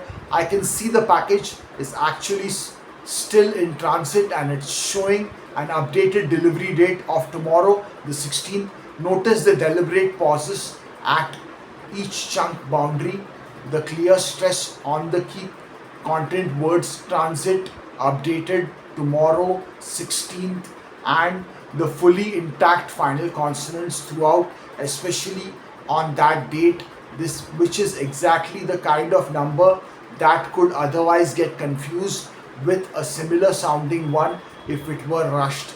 If the customer needs to be transferred or placed on hold at this point, this is exactly why you hold and transfer phrasing drilled smoothly in advance so it doesn't require conscious effort comes into play. Would it be alright if I placed you on a brief hold while I check on one more thing? Delivered with a genuine rising intonation, since this is an actual yes or no question requiring the customer's real permission, not a statement disguised as a question. And finally, the close, which circles back to broadcast mode one more time for clarity and closes with a falling, confident, warm intonation that signals genuine completion rather than trailing off uncertainly. Is there anything else I can help you with today? Alright, thank you for your patience and have a great rest of your day. Notice that final sentence isn't rushed, it gets the same full breath, support, and clear final consonants as the very first sentence of the call, because the last thing a customer hears often shapes their overall impression of the entire interaction just as strongly as the first thing they heard.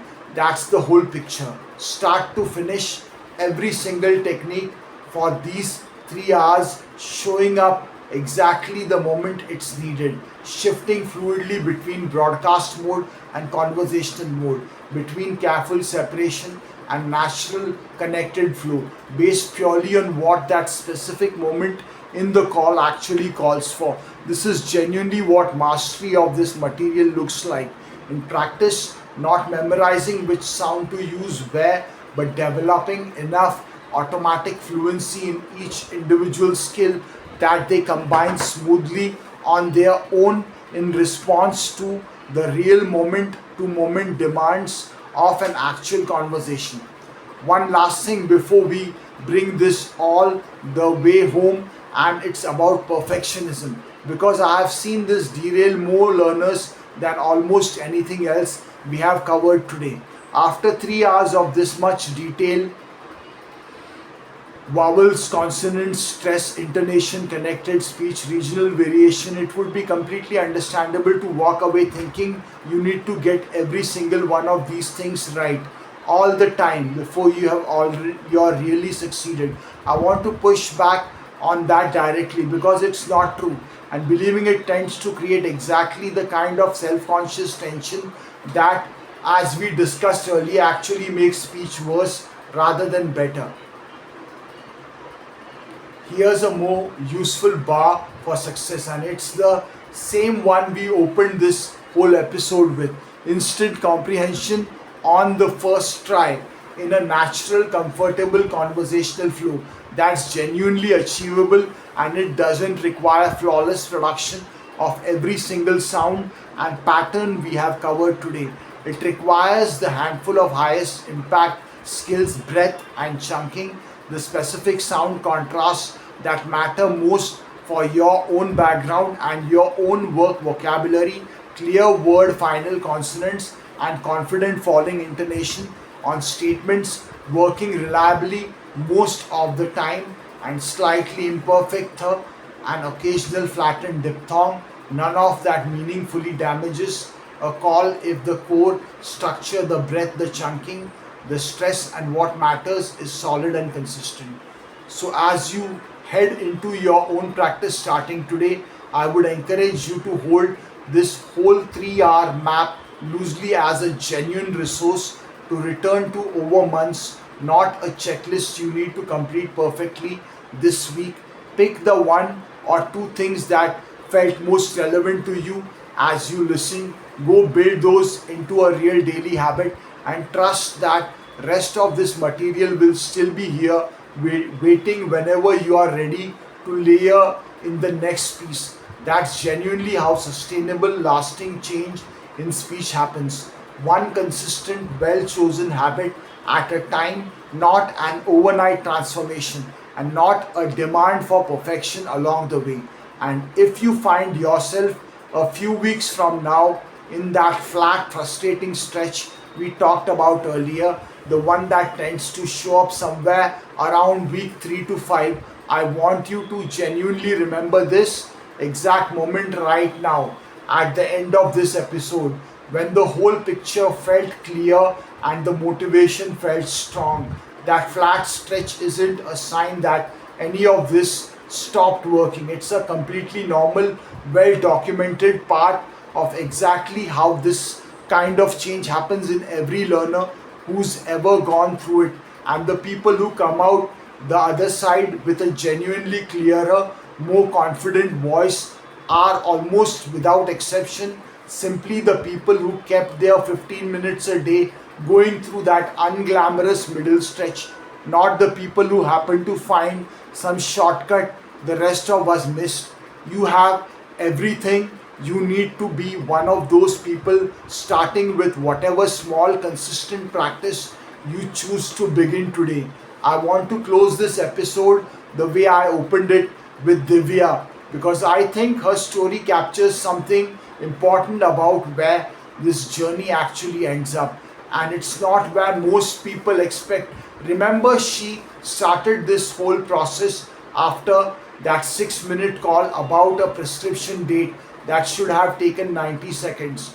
2 months into consistent, structured practice, very similar to what we have built together today. Breath and chunking first, then targeted ear training, then stress, then connected speech. She took a call from another customer, an older man this time in Pennsylvania, confirming a delivery date. She said it once clearly with proper stress and a clean falling intonation at the end. He said, "Perfect, thank you," and the call moved on to the next thing in under 30 seconds. She told her supervisor afterward that the moment didn't even feel remarkable while it was happening, and that's exactly the point. The goal was never for anyone to notice how clearly she spoke.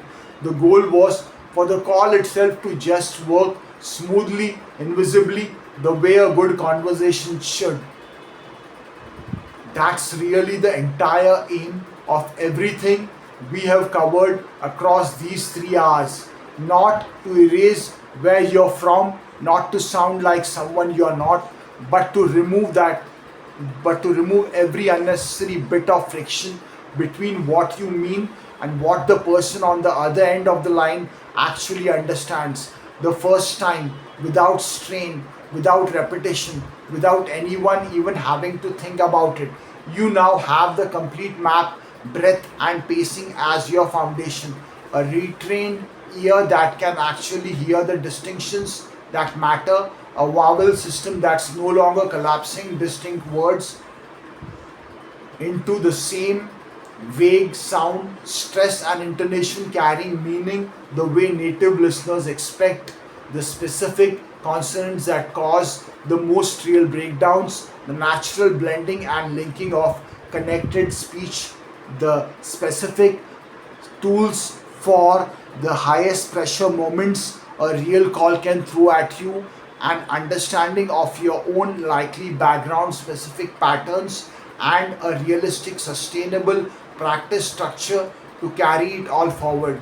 The map is complete. What happens next depends entirely on those 15 minutes a day, starting whenever you are ready to begin. And I would genuinely encourage you to make that today, not someday, because the 2 week flat stretch we talked about only gets shorter the sooner you start it. Thank you for spending these 3 hours with me. If this helped you, the most useful thing you can do is put into practice, starting even just the very first exercise, that breath and chunking drill from the beginning of this episode before you do anything else. Come back for the next episode when you are ready to go deeper into any one of these areas. And in meantime, keep that recorder running, keep track of your progress, and trust the process, even though flat, frustrating stretches, because they are without exception part of how this kind of change actually happens.